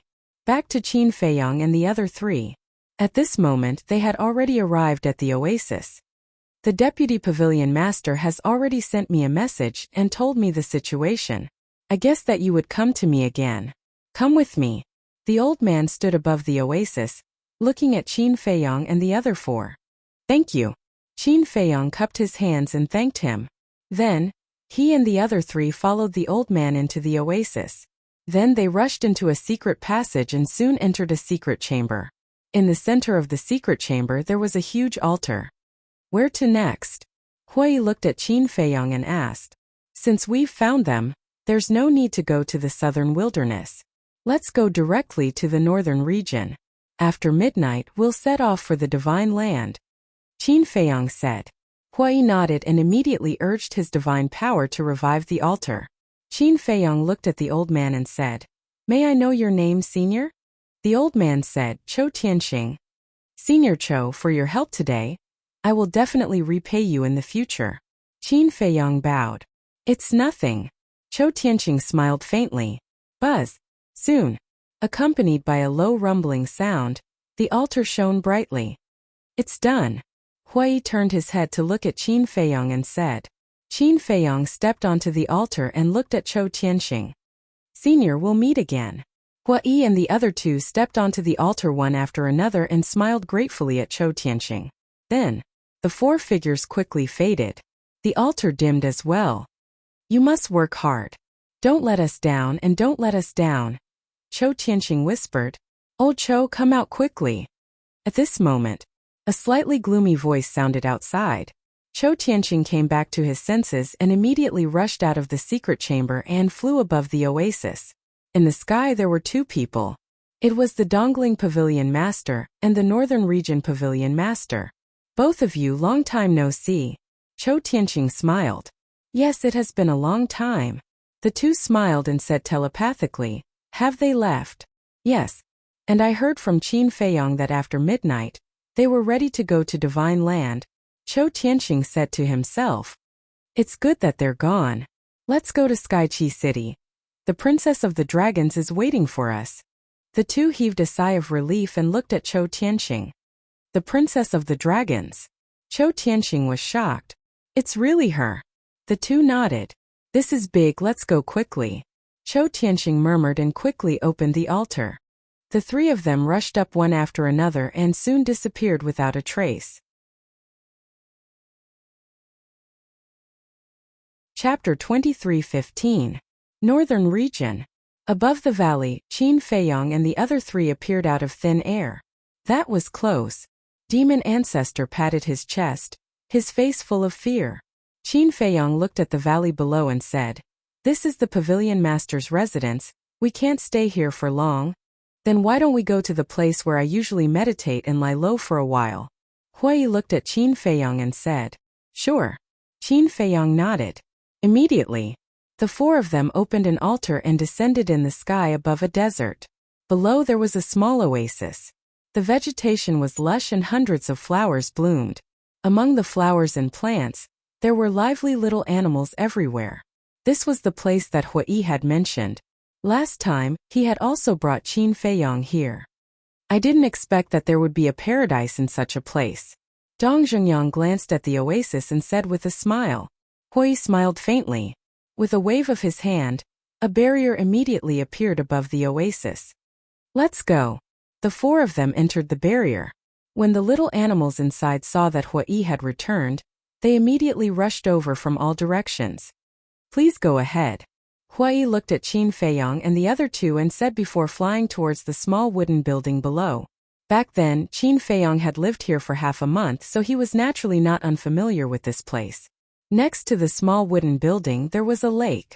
It was about half a mile long, and the lake water was clear. Just like last time they went to the lake to take a bath. The lake water was cold, and it was very comfortable to soak in it. About half an hour later, on the balcony on the second floor of the small wooden building, There was a tea table. On the tea table, there was a teapot that emitted a rich tea fragrance. Qin Feiyang, Dong Zhongyang, and demon ancestor sat around the tea table, drinking tea comfortably. Hua Yi was lying on the side, his face pale and his body twitching non-stop. This was the side effect of the heavenly dust divine pill. The demon ancestor looked at Hua Yi and couldn't help but shiver. He looked at Qin Feiyang and said, "This side effect is too terrifying." Qin Feiyang laughed. Otherwise, why would he resist the heavenly dust divine pill so much? Demon ancestor shook his head and laughed. He sighed and said, "I wonder how Elder Wei and the others are doing now. This princess of the dragon's target is Qin Feiyang. I don't think she will make things difficult for them." Dong Zhongyang said. During this hour, Qin Feiyang had already told Dong Zhongyang the general situation. Therefore, as for the dragons as well as the situation in the northern region and the eastern tomb, he had more or less learned about it. Qin Feiyang suddenly looked at Dong Zhongyang and asked, "How did you sense the danger?" The demon ancestor also looked at him curiously. This time, if not for Dong Zhongyang foreseeing the danger ahead of time, they would definitely have suffered greatly in the western desert. Dong Zhongyang said, "The Eye of Destiny." The demon ancestor said suspiciously, "Didn't you say that you didn't dare to activate the Eye of Destiny in the ancient world?" "I didn't activate it. The Eye of Destiny has the ability to predict danger. In other words, even if I don't activate the Eye of Destiny, as long as danger appears, I can sense it in advance." Dong Zhongyang said. "I see." Qin Feiyang and Dong Zhongyang were enlightened. Dong Zhongyang raised his teacup and took a sip. He looked at Qin Feiyang and asked, "Is everyone okay?" Qin Feiyang was stunned and asked doubtfully, "Who?" Dong Zhongyang said, "Qin Yuan, your parents, and she. When we left, everyone was fine. As for her, she's fine too." Qin Feiyang said. The she that Dong Zhongyang was talking about was the guardian of the forgotten continent, the snow python. Actually, my motive for coming to the ancient world is very simple. To remove her seal and let her return to her white dragon body. Dong Zhongyang said softly. "Return to her white dragon body," Qin Feiyang muttered. "I've heard Uncle Yuan talk about you guys. You used to be a winged dragon. The snow python used to be a white dragon. The two of you used to be a couple. However, because of your battle soul, the Eye of Destiny, it was attacked by the small beast. Because the white dragon made a huge mistake, the small beast used its great powers to turn her into a snow python. Furthermore, she will never be able to return to her white dragon body. To be honest, I know the abilities of the small beast too well. If you want her to return to her white dragon body, it will be harder than reaching the heavens." Qin Feiyang said. Dong Zhongyang clenched his fists, and a cold light surged in his eyes. He said, "Therefore, I want to kill it." "Kill it?" Qin Feiyang was slightly stunned. He shook his head and said, "It's easier said than done. However, from the looks of it, our goals are the same." "You want to kill it too?" Dong Zhongyang was surprised. "It snatched Chang Shui, sealed the ancient castle, and killed the inner demons and big cousin. How can I let it go?" Qin Feiyang snorted coldly. "What?" Dong Zhongyang suddenly stood up and said in disbelief, "The inner demons and Lu Jijin are dead." "Yes. They died at the third level of the divine level," Qin Feiyang said. "How is that possible? I once used the Eye of Destiny to peek at their fates. Although they will experience many hardships, they will definitely not die." "Did you make a mistake?" Dong Zhongyang said. "I don't want to believe it either.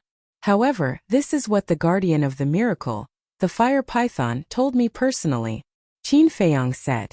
Dong Zhongyang frowned and said, "Then did you see their corpses with your own eyes?" "No." Qin Feiyang shook his head. "No," Dong Zhongyang muttered. He returned to the chair and suddenly said, "Let me go to the Black Tortoise world." "Why are you going to the Black Tortoise world?" Qin Feiyang was suspicious. Dong Zhongyang said, "The Black Tortoise world is an independent small world. It should be able to block the small beast's senses. I want to see their fates again." "Okay." Qin Feiyang immediately stood up. He was actually unwilling to believe that the inner demons and big cousin were dead. The demon ancestor hurriedly said, Wait. The two of them looked at him suspiciously. The demon ancestor looked at Dong Zhongyang and said, "From what you said before, You can't be sure if the black tortoise world can block the small beast's senses? Dong Zhengyang nodded. Then have you ever thought about what if it can't be blocked? How big of a disaster will that bring us? I don't think we should gamble with our lives, the demon ancestor said. Dong Zhengyang frowned. Let's put it this way. If the inner demons in Lu Jijin are really dead, then what we're doing is meaningless. And if they're still alive, even if we don't look for them, they'll come looking for us sooner or later. So I personally don't think there's a need to take this risk. The demon ancestor looked at the two of them and said, Fine. Qin Feiyang sighed and returned to the chair. His face was full of disappointment. Dong Zhengyang didn't say anything else, because what the demon ancestor said made sense. If their opponent was someone else, they could take the risk. But their opponent was the golden small beast. Once it discovered them, it would be useless no matter who came. They would definitely die. Trust me, the Eye of Destiny won't be wrong. They're definitely still alive. Looking at the disappointed Qin Feiyang, Dong Zhengyang said, It really won't be wrong? Qin Feiyang raised his head and looked at Dong Zhengyang. There was a glimmer of hope in his eyes. Yes. Dong Zhengyang nodded. Qin Feiyang said, If they're not dead, are they still in the third level? You'll have to ask your ancestor. Because your ancestor went to the third level before. Dong Zhengyang said. Yes. Back then, in the deepest part of the Heavenly Dragon Sea. How could I forget to ask about this? Qin Feiyang slapped his head. His ancestor had entered the third level before, but now he appeared in the ancient world. This meant that there was definitely a passage between the third level and the ancient world. Perhaps the inner demons in Lu Jijin were also in the ancient world. But there was another problem. If the inner demons were still alive, why couldn't he sense the existence of the inner demons? Don't think about it. There are some things that you won't understand. Let nature take its course. The demon ancestor advised. Qin Feiyang raised his head and looked at the demon ancestor. He sighed softly and picked up his teacup. He lowered his head and drank mouthful after mouthful. The demon ancestor and Dong Zhengyang looked at each other and chose to remain silent. It was useless for others to comfort them. They had to learn to let it go. Time passed quickly.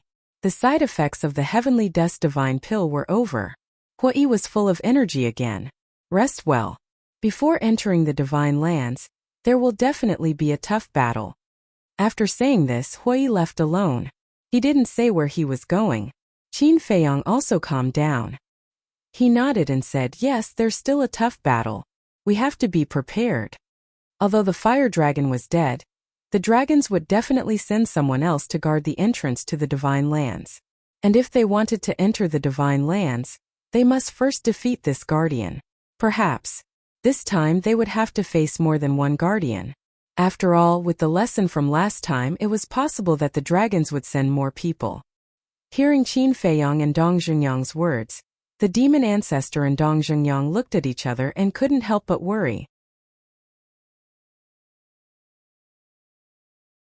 Chapter 23:16. In the evening, Qin Feiyang sat alone on the balcony drinking tea. As for the demon ancestor and Dong Zhengyang, they had already gone to the castle.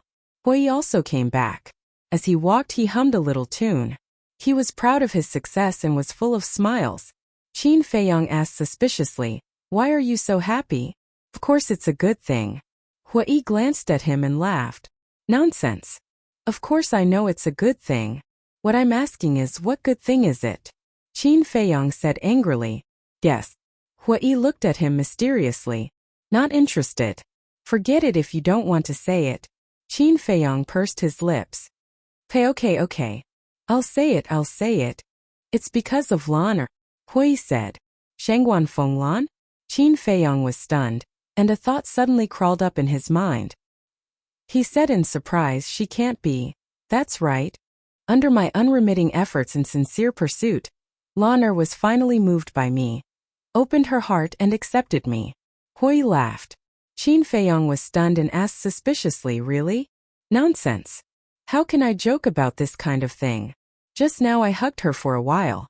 Now my hands still have her scent. It's so fragrant.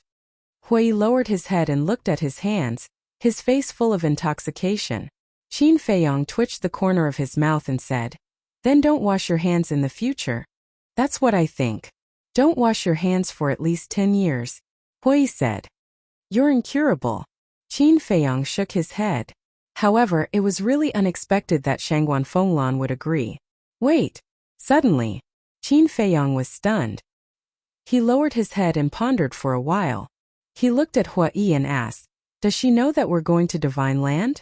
"She knows." Hui nodded. Qin Feiyong rolled his eyes and said with a smile, "I understand." "What do you understand?" Hui looked at him suspiciously. "She must have seen that you were about to die, so she pretended to be touched and accepted you, lest you die with regrets." Qin Feiyong said, "Get lost. We haven't even set off and you're already cursing me to death. What kind of person are you?" "I think you're just jealous," Hui said angrily. Qin Feiyong said, "It's not like I don't have someone I like. Why should I envy you?" Hui looked at the night sky and laughed foolishly. "But in my eyes, that little fish of yours can't even compare to Lan. Can't compare?" Qin Feiyong was stunned. He shook his head and said, "Beauty is in the eye of the beholder." Hui immediately fiercely glared at Qin Feiyong and said, "I'll tell you, you can talk about me, but if you want to talk about Lan, I'm not done with you." "What did I say?" Qin Feiyong frowned. Hui said angrily, "You said that beauty is in the eye of the beholder. Aren't you implying that Lan can't compare to the mermaid princess?" "I'm really convinced." Okay, you can compare. Qin Feiyong was helpless to the extreme. Hui said, "Not only can you compare, but the difference is like heaven and earth." Yes. Qin Feiyong nodded repeatedly. Not only was there no cure for this fellow, but he was also possessed by the devil. Hui smiled proudly and said, "Let's stop fooling around and get down to business. Princess Dragons has left." "Left?" Qin Feiyong was stunned. "Yes.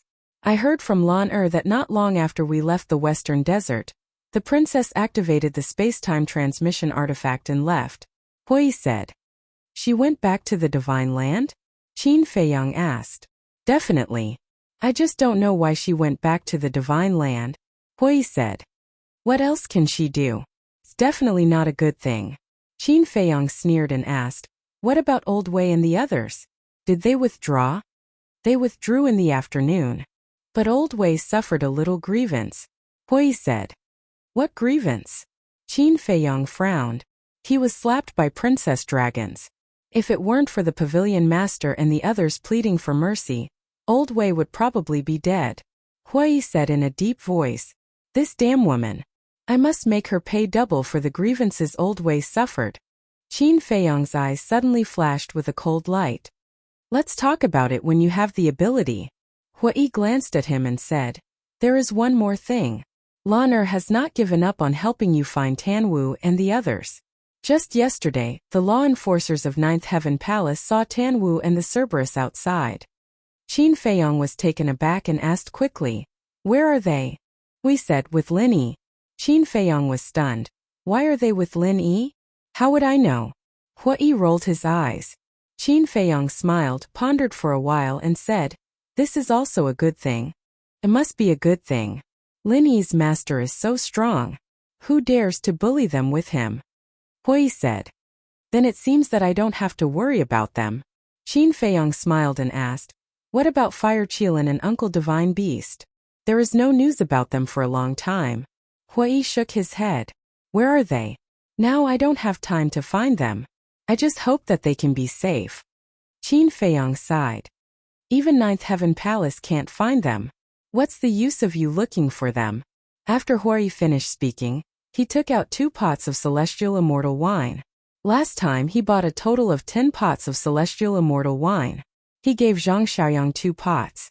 Hui drank 1 pot. There were 7 pots left. "How about it? Want to drink some?" Hui smiled. Qin Feiyong said, "Is it to celebrate our entry into Divine Land in advance?" "Wrong. It's to celebrate our death in advance," Hui said. Qin Feiyong laughed and said, "In that case I really have to drink.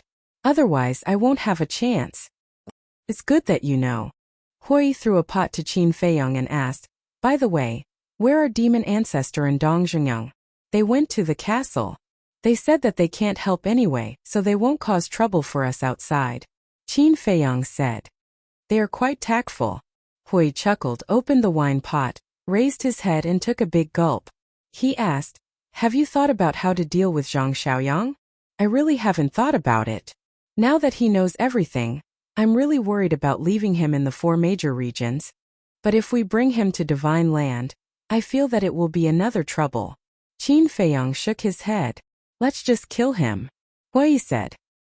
Hearing Hui's words, Zhang Xiaoyang, who was in the castle, couldn't help but tremble. It's okay, don't worry. The demon ancestor patted his shoulder and comforted him. Then, he sent a voice transmission to Qin Feiyang. Bring him with you to the Divine Prefecture. At that time he will follow me. He will not cause you any trouble. Okay. Qin Feiyang secretly agreed. Accompanied by the fragrance of wine and laughter, dawn finally arrived.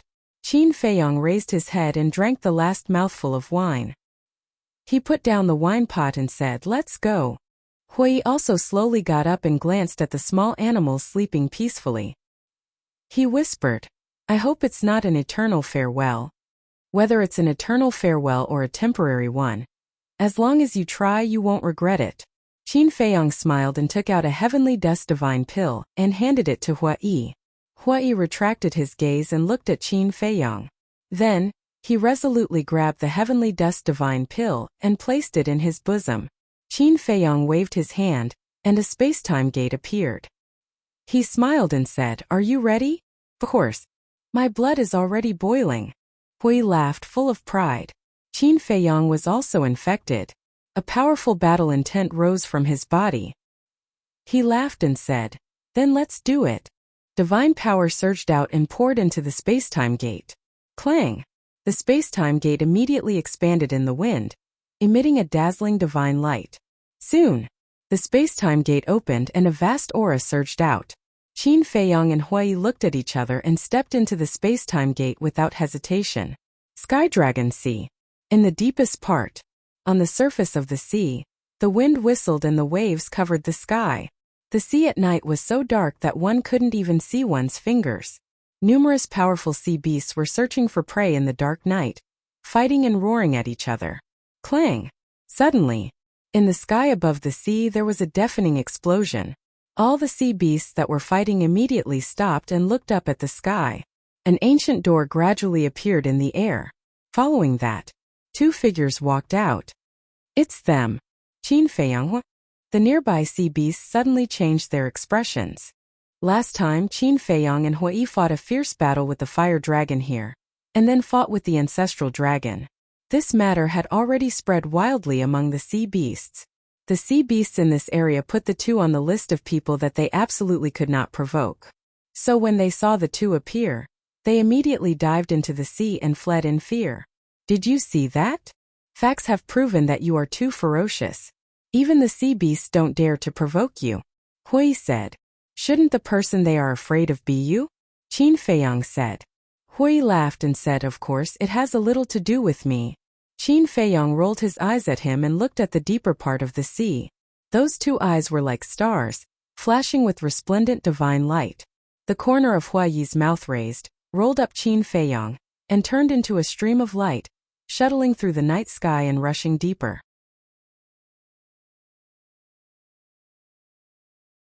Chapter 23:17. Deeper in the sea. The howling of the wind and the rolling of the waves were as deafening as the rumbling of thunder. Amidst the strong winds and huge waves, a huge stone door was suspended above the sea. The stone door was about a few hundred feet tall. It was engraved with divine dragon patterns. There was a golden dragon, a fire dragon, a water dragon, and so on. They were baring their fangs and brandishing their claws, as if they were real. But the stone door only had a door frame and no door. On the other side of the stone door was a vast sea. Moreover, the sea on the other side was extremely calm, without any wind or waves. The sky was also cloudless. Whether it was the moon or the stars, they could all be seen clearly. On one side there were strong winds and huge waves, dark clouds covering the sky, and it was so dark that one couldn't even see one's fingers. On the other side it was calm, the moon hung high in the sky, and the stars twinkled. The stone door above the sea was like a barrier that divided heaven and earth into two halves. In front of the stone door, two burly men sat cross-legged in the void. They both had long fiery red hair, and the aura they exuded was also extremely terrifying. Both of them had their eyes closed, and their faces were calm. But the void around them was distorted and trembling. This was because their aura was so strong that even the void could not withstand it. About half an hour passed. Whoosh! Suddenly, the two men suddenly opened their eyes, and two fiery red beams of light burst out of their eyes. They looked at the sea in front of them, and a cold look appeared on their faces. Whoosh! At the same time, two figures flashed through the air like lightning. They were two young men. They were in their 20s. One was dressed in white, and the other was like fire. They did not hide their aura at all. That's right. The two of them were Qin Feiyang and Hui. Look! Hui pointed at the stone door, and his eyes were filled with surprise. Qin Feiyang also noticed it. And he also noticed that on the other side of the stone door, there was a clear night sky and the calm sea. Looks like that's the entrance to the divine land. Looking at the stone door, Qin Feiyang said with a smile. Then he looked at the two burly men sitting cross-legged in front of the stone door, and his pupils immediately shrank. Their aura was very strong. Two peaked ninth heaven realm. As we expected, there is more than one person guarding here. Hui said. Qin Feiyang turned his gaze to the void ahead and muttered, "Perhaps there are still things we can't see." "What I can't see," Hui whispered. The meaning of his words was very clear. It was very likely that there were other people hiding here. Qin Feiyang. The two tall and sturdy men also recognized Qin Feiyang. They immediately stood up, and a terrifying aura rolled out. Charge! A cold light flashed in Qin Feiyang's eyes. The corner of Huayi's mouth rose slightly. Boom! Divine power roared like a flood, instantly covering the sky and surging toward the two of them. The two of them turned pale with fright. Without looking back, they entered the stone door and appeared on the other side of the sea. Rumble! Huayi's divine power also blasted into the stone door. Immediately, a shocking scene appeared. A milky white light screen suddenly appeared on the originally empty stone door. The light screen had actually blocked Huayi's divine power. Qin Feiyang and Huayi's faces suddenly became solemn. The aura emitted by this light screen was almost the same as Long Zun's. Obviously, this light screen was set up by Long Zun. In other words, if they wanted to enter the divine land, they first had to break through this light screen. Qin Feiyang said in a deep voice, "Look at the void next to the stone door." Hui nodded and waved his hand again and again. 4 waves of divine power swept out one after another, blasting into the void above, below, left, and right of the stone door. Rumble! Accompanied by a series of loud sounds, the light screens flickered in the void. After blocking Huiyi's divine power, they quickly disappeared into the void. Don't bother. The entire divine land is shrouded in a barrier. If you want to enter the divine land, you can only go through the 4 entrances. But now the 4 entrances are in a sealed state. Only we dragons can enter and exit freely. So you will never be able to enter. The 2 tall and sturdy men stood opposite, looking at Qin Feiyang and Hui with sneers on their faces. Qin Feiyang said in a low voice, "Try it from the bottom of the sea." Hui immediately entered the sea. Rumble! Soon, ear-shattering noises came from the sea. Not long after, Hui flew out and shook his head. "No, there is also a barrier in the sea." Qin Feiyang said, "Then it seems that we can only enter from this entrance." Entrance? Hui glanced at the stone door and sent a sound transmission. The entrance was sealed by Long Zun. I have no way to break it, unless I have a heaven-defying divine artifact. Heaven-defying divine artifact? Qin Feiyang rubbed his forehead. This Long Zun was too cautious. Wait, only dragons could enter and exit freely. That's right. He had the power of the purple gold dragon blood, which was no different from the divine dragons. Since the dragons could enter and exit freely, then he should be able to as well. With that thought in mind, Qin Feiyang immediately leaned over to Huiyi's ear and whispered a few words. "Is it okay?" After Hui heard this, he looked at him in a daze. "How would I know if I don't try?" Qin Feiyang secretly said something, then sent Hui to the castle, and then walked towards the stone door. What is he going to do? I don't know. The two burly men looked at Qin Feiyong suspiciously. Whoosh! Qin Feiyong stood in front of the stone door, looking at the void inside the stone door, took a deep breath, then raised his arm and slowly extended it towards the stone door. Buzz! The light curtain appeared again. Qin Feiyong did not stop, and his fingertips reached towards the light curtain. Finally, his fingertips and the light curtain touched together. But unexpectedly, the light curtain immediately emerged with a repulsive force, shaking Qin Feiyong back. Why can't it work? In any case, I can be considered half a divine dragon. Qin Feiyong raised his eyebrows. Half a divine dragon? The light curtain did not have a soundproof effect, and the two burly men heard it clearly and immediately understood. On their faces there was also a sneer. Although you have the power of the purple gold dragon blood, you have not signed a fate contract. In short, only by signing a fate contract can you freely enter and exit. The two burly men sneered. So that's how it is. Qin Feiyong muttered, and with a wave of his hand, Hui appeared again. It seems that I can only break it by force. This matter depends on you. Hui said. I'm afraid I can't do it either. You also saw it when I fought with Long Zun's clone last time. Even if it's the slaughter domain in front of her, it's nothing. Qin Feiyong shook his head. You still have some self-awareness. Before his voice faded, an ice-cold and bone-piercing voice suddenly rang out from behind Qin Feiyong and his companion. Following closely, a woman appeared in the void behind Qin Feiyong and Qin Yu. This voice, Qin Feiyong and Hui quickly turned their heads to look, and their faces suddenly changed. Sure enough, it was that woman, the daughter of Long Zun, the princess of the dragons. Qin Feiyong pretended to ask, "Who the hell are you?" There was a need to ask, because this woman's identity was only known to Old Wei and the others. If she didn't pretend to ask, she would definitely suspect that Old Wei and the others had tipped him off. Who am I? Princess of the Dragons murmured, a trace of pride appearing on her face, and said, "Soon you will know who I am? Come out." As her voice fell, figures appeared out of thin air beside Princess of the Dragons. Qin Feiyong and Hui turned pale with fright. There were a total of 4 people. A burly man like a giant and an old man covered in a black robe. The other 2 like them were both young men. One had blonde hair, the other had silver hair. They were about 1.8 meters tall, handsome, tall and straight, and had an extremely outstanding temperament. Although they looked young, the aura exuded by the 2 was not inferior to the burly man and the black-robed old man. As for the burly man and the black-robed old man, Qin Feiyong and Hui were no strangers. They were the ancestral dragon of the Fire Dragon clan, and the ancestral dragon of the Black Dragon clan. Obviously, the blonde and silver-haired youth must also be the ancestral dragon of a clan.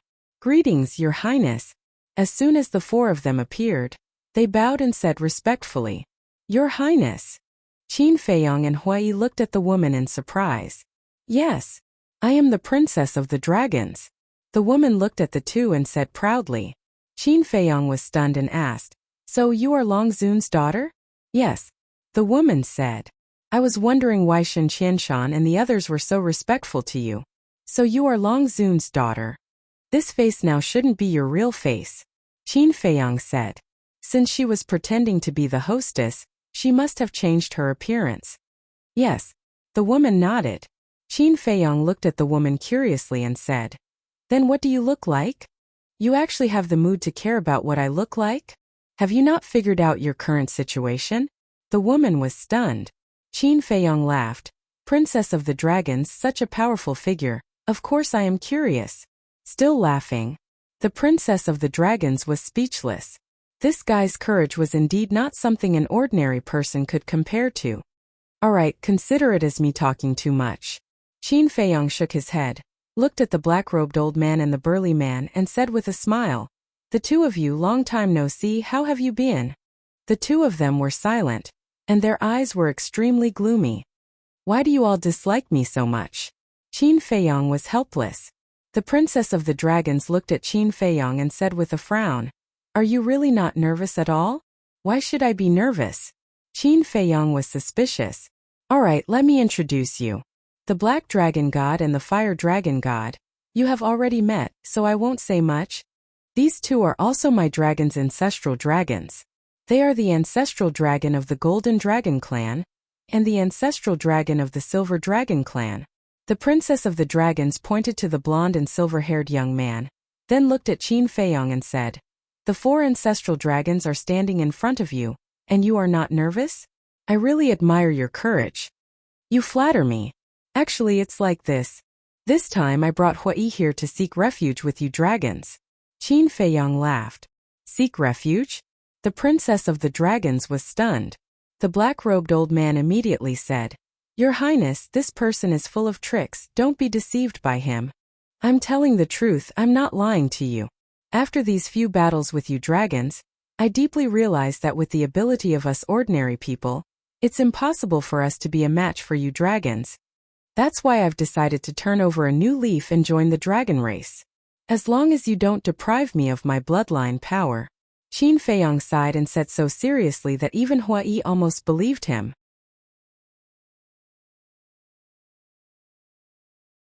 Chapter 23:18. Really? Princess Dragons looked at Qin Feiyong and asked, "More real than real gold?" Qin Feiyong nodded. "Okay." Princess Dragons smiled. The black-robed old man said again, "Your Highness, this is definitely his scheme, don't fall for it." Qin Feiyong coldly snorted. "Don't measure the heart of a gentleman with the yardstick of a villain. You are a gentleman?" The black-robed old man was so angry that he laughed. "I don't dare to say that I am a gentleman, but at least I won't be as despicable as you," Qin Feiyong said calmly. The black-robed old man blew his beard and said angrily, "How am I despicable?" Qin Feiyong said, "You use the people of Sky Dragon City to threaten me. Isn't that despicable? That's because they deserve to die." The black-robed old man sneered. Qin Feiyong said, "Then in my opinion you deserve to die too." The black-robed old man clenched his fists, his eyes filled with terrifying killing intent. But without Princess Dragon saying anything, he didn't dare to do anything. Princess Dragons looked at Qin Feiyong and smiled. "It's not hard for me to believe you. I have a divine technique. If you obediently let me control you, I will let bygones be bygones and bring you to divine prefecture." Control? Qin Feiyong was stunned and shook his head. "That won't do. If I am controlled by you, do I still have a choice? Even if you want to kill me, I can only stare. If I wanted to kill you, you would have been finished in the Heaven Immortal Tower." Princess Dragons said. "This?" Qin Feiyong hesitated. Princess Dragons said, "This is my only condition, and also my last patience for you. Think about it carefully."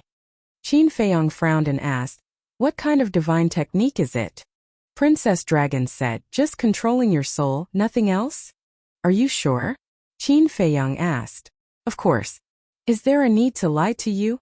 Princess Dragon said. "Let's take a gamble." Qin Feiyong hardened his heart. He looked at Princess Dragons and said, "I also have a condition. As long as you agree, I will immediately let you control me." "What conditions?" Princess Dragons asked. Qin Feiyong looked at Hui, then looked at Princess Dragons and said, "You can only control me?" "Sure." Princess Dragons nodded without hesitation.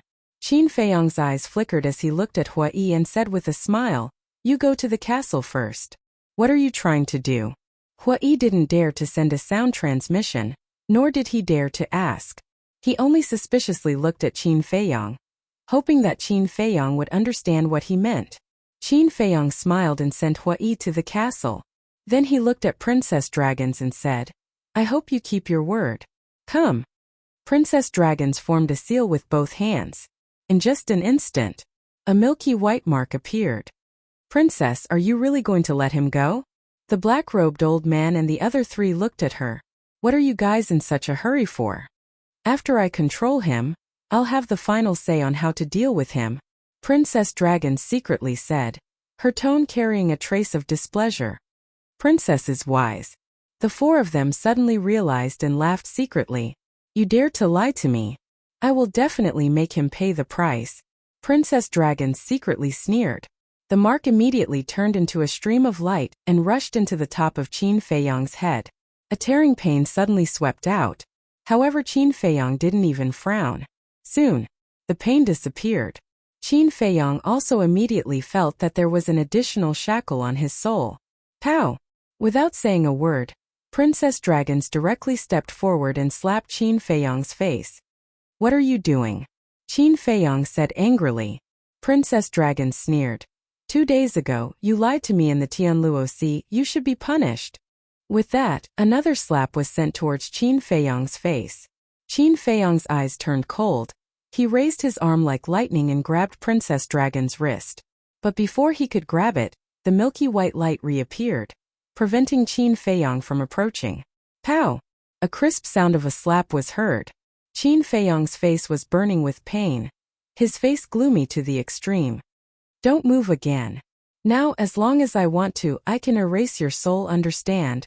Princess Dragons looked at him contemptuously. "All right. Hit me as you wish, as long as you can calm down." Qin Feiyang simply put his face forward. Princess Dragons raised her eyebrows. Almost everyone had a common problem. The more the other party resisted, the more excited they were. Just like Qin Feiyang right now. If he showed that he was not convinced, or would rather die than submit, Princess Dragons would definitely continue to torture him.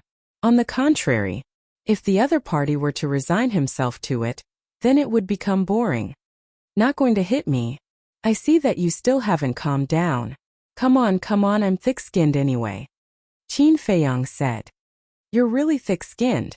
Princess Dragons coldly snorted, looked at the black-robed old man and the other three, and shouted, "Return to the dragons." "Yes." The 4 of them respectfully replied. After being controlled by Princess Dragons, the 4 of them heaved a sigh of relief. But at the same time, there was a trace of ridicule in his eyes. "Do you think that by doing this, the dragons will really let you go? Ridiculous. When you see Longzuan, you will know how naive this idea is." Princess Dragons took a step forward, crossed the stone door, and appeared in the sky above the sea on the other side. "Greetings, Your Highness." The 2 burly men immediately knelt in the air and saluted. Princess Dragons nodded and turned to look at Qin Feiyang. "Let's go." The black-robed old man pushed Qin Feiyang from behind. "How do I get in?" Qin Feiyang said. The black-robed old man said, "Just walk in." Qin Feiyang was slightly stunned and asked, "Are you sure I can walk in now?" "Nonsense. Do you know what Her Highness controlled you just now? That's the destiny contract." The black-robed old man said. Qin Feiyang was stunned. So this is the so-called destiny contract. Originally, he thought that this was just a simple contract that could sense the other party's life and death, but he didn't expect that it could also control the soul. It seems that even Shangguanqiu's master didn't know much about dragons. But thinking about it, this dragon's people were really pitiful. They were controlled from birth. No wonder they were so united. If they weren't united, they would die. Who wants to die? No one wants to. Qin Feiyang shook his head and dispelled these messy thoughts. He took a step forward and stepped through the stone door. The light screen didn't appear again. He had successfully stepped into the border of Divine Land. This place was also the border of Divine Land. The black-robed old man and the other 3 followed closely behind. "I'm finally in." Looking at the sea in front of him and the bright moon and stars in the sky, Qin Feiyang was very excited. Although his ancestors repeatedly told him to break through to the 9th heaven's realm before entering Divine Land, his desire and yearning for Divine Land couldn't wait until then. Don't be like a country bumpkin. Divine Land is similar to other places. There are strong and weak.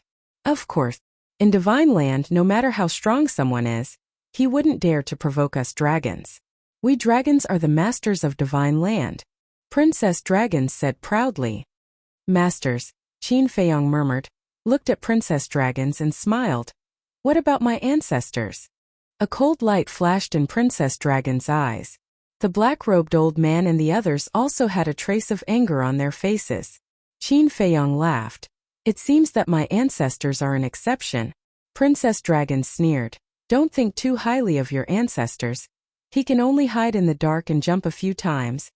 But at least he dares to jump under your nose and you can't do anything about it. Qin Feiyang joked. Do you want to die? The dragon princess seemed to have been hit in her vitals. She looked at Qin Feiyang angrily. No.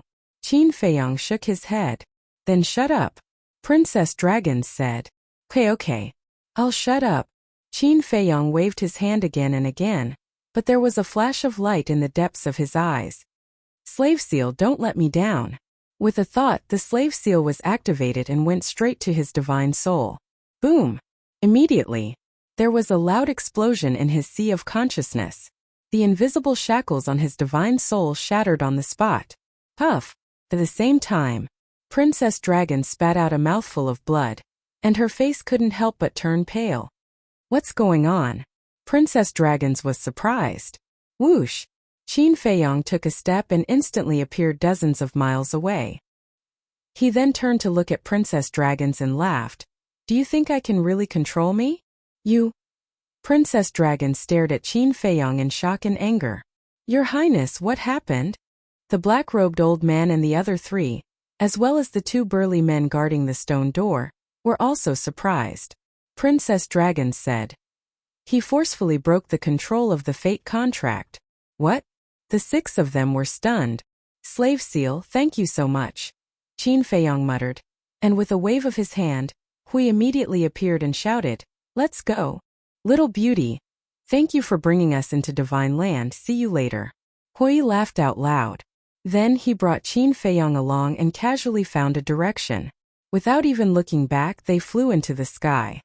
You lied to me again. This is unforgivable. Kill them for me.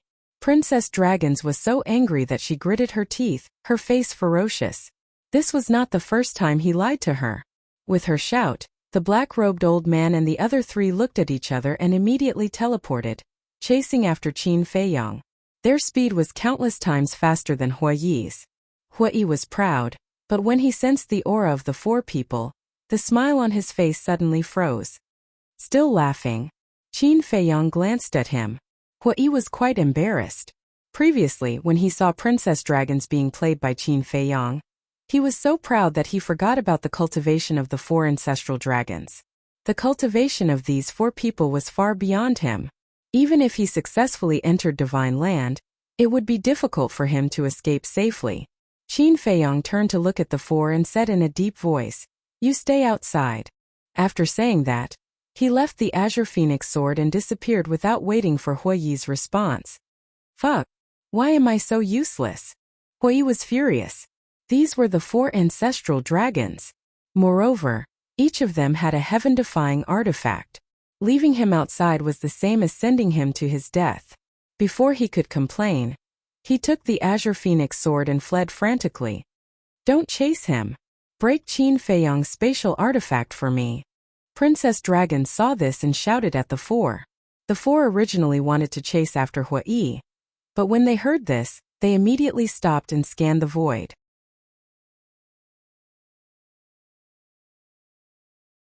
Chapter 23:19. At the same time, Princess Dragons rushed to the side of the 4, her eyes emitting a milky white light. At this moment, her eyes seemed to be able to see through everything. She immediately pointed to a spot on the left and shouted, The spatial divine object is there. You can really see it? Hui was shocked and immediately turned around shouting, Let that young man go, come at me. Accompanied by a clanging sound, the Azure Phoenix sword recovered and slashed towards the 5 people. The sharp edge tore through the sky, setting off huge waves. Trash. The black-robed old man turned to look at Hui, his old face full of contempt. With a wave of his old hand, a wave of divine power emerged and pounced towards Hui. You are the trash, your entire clan is trash. Hui was furious. Holding the Azure Phoenix sword with both hands, he slashed at the divine power. Boom! Clang! The 2 met, and a destructive wave immediately rolled out. Puff! Hui spat out a mouthful of blood on the spot and flew out. The Azure Phoenix sword in his hand also flew out. Do you see that? This is the gap between you and me. If this sovereign wants to kill you, it will be as easy as flipping my hand. The black-robed old man said disdainfully. Hui stabilized his body, recalled the Azure Phoenix sword, and provoked, Then come if you have the guts. Princess Dragons raised her eyebrows and said, Annoying, send him directly to hell. Yes. The black-robed old man respectfully responded, a cruel smile on his face, and swept towards Hui. Princess Dragons looked at the burly man and the other two and said angrily, "What are you looking at? Hurry up and do it for me." "Yes, yes, yes." The three of them responded and urged their divine power. What kind of scene was it when the three great ancestral dragons attacked together? The world suddenly trembled. The sea surged, covering the sky and the moon. "Break!" The three of them shouted. The power of the three divine dragons, carrying the power to destroy the world, blasted towards the ancient castle. With a loud bang, the ancient castle was blasted away. However, there was no damage. Princess Dragons raised her eyebrows and shouted at the three of them, "Revive the heaven-defying artifact for me." "What? Revive the heaven-defying artifact?" When Hui heard this voice, his face couldn't help but turn pale. "You still have time to worry about him?" The black-robed old man sneered. His speed reached the limit as he instantly appeared in front of Hui and slapped out with his palm. Hui hurriedly placed the Azure Phoenix sword in front of him. Clang! The black-robed old man's palm landed on the Azure Phoenix sword, and the Azure Phoenix sword actually broke on the spot. Hui's body also violently shook. Blood gushed out from his body as he crashed into the sea below like a meteor. "You're worse than trash." The black-robed old man sneered. At the same time, a series of destructive auras suddenly appeared, causing the ocean and the sky to tremble. A crimson divine bow suddenly appeared in the burly man's hand. This was the sunset divine bow that Qin Feiyong had broken. At the same time, the golden-haired young man and the silver-haired young man both had a god weapon floating in front of them. The divine weapon in front of the golden-haired young man was a golden battle sword. It was 3 fingers wide and 1 meter long. It looked like it was made of gold, and it emitted a dazzling divine light. In front of the silver-haired young man was a silver iron hammer. The round iron hammer was covered with sharp blades, and its sharpness was bone-piercing. The aura emitted by these 2 divine weapons was not any weaker than the sunset divine bow. 3 heaven-defying divine weapons. Inside the ancient castle, the devil ancestor and the others couldn't help but panic. Although they couldn't see the situation outside, they could hear the voice of the princess dragons. And from the aura emitted by the 3 divine weapons, they could also tell. Could the ancient castle withstand 3 heaven-defying divine weapons? The princess dragons shouted, "Smash it for me." The 3 nodded and their eyes flashed. The 3 heaven-defying divine weapons bombarded the ancient castle at the same time. Rumble! Accompanied by a loud explosion, the ancient castle was once again blasted away. The devil ancestor and the others inside the ancient castle suddenly felt the world spinning, and their blood surged. In the end, they all spurted out blood. What should we do? Zhang Xiaoyang's face was pale. He really shouldn't have followed these people to the divine land. 3 heaven-defying divine weapons, 4 great dragons, and a terrifying princess dragons. The most important thing was that they were now in the divine land, the territory of the dragons. Was there any way to survive? The white-eyed wolf also ran out of the cultivation room and shouted, "Little Qinzi, quickly let us go to the Black Tortoise realm to hide. If this goes on, we will be shaken to death." Clang! Before he finished speaking, the 3 heaven-defying divine weapons attacked again. The ancient castle, which had not yet calmed down, once again shook violently. The deafening noise directly tore the eardrums of the white-eyed wolf, the devil ancestor, and the others. Arrows of blood spurted out. Inside the Black Tortoise realm, in the Devil's Land, Qin Feiyong floated above a sea of blood, and his body was full of murderous intent. This was the blood that had accumulated in the Tianluo Sea yesterday. The thick smell of blood shrouded the world. At this moment, all the beasts in the Devil's Land were lying on the ground, trembling. Hearing the white-eyed wolf's voice, Qin Feiyong waved his hand, and the white-eyed wolf, the devil ancestor, and a group of people immediately appeared beside him. This murderous intent. Zhang Xiaoyang's face changed again, and he looked at Qin Feiyong in horror. Dong Zhengyang, the devil ancestor, and the demonic dragon. Although he had seen them in the Great Qin Empire and other continents before, this was the first time he had seen the process of opening the slaughter zone. He was quite shocked in his heart. He actually needed to absorb so much blood. Qin Feiyong said, "Stay away from me." The group of people heard this and immediately retreated. But there was one person who did not look at Qin Feiyong from beginning to end. This person was Fire Lotus. She lowered her head, and her eyes were full of worry and a trace of struggle. She was naturally worried about Hua Yi. Hua Yi was fighting alone outside, and his opponents were the 4 great dragon ancestors. He was definitely in danger. Suddenly, she gritted her teeth, looked up at Qin Feiyong and said, "Qin Dage, let me go out and help Hua Yi." "You?" Qin Feiyong raised his eyebrows. "I can do it," Fire Lotus said with a firm gaze. "You stay here and don't distract me. The slaughter zone will be completed soon." Qin Feiyong rejected Fire Lotus's request without hesitation. What a joke. For great dragon ancestors, for heaven-defying divine artifacts going out to die?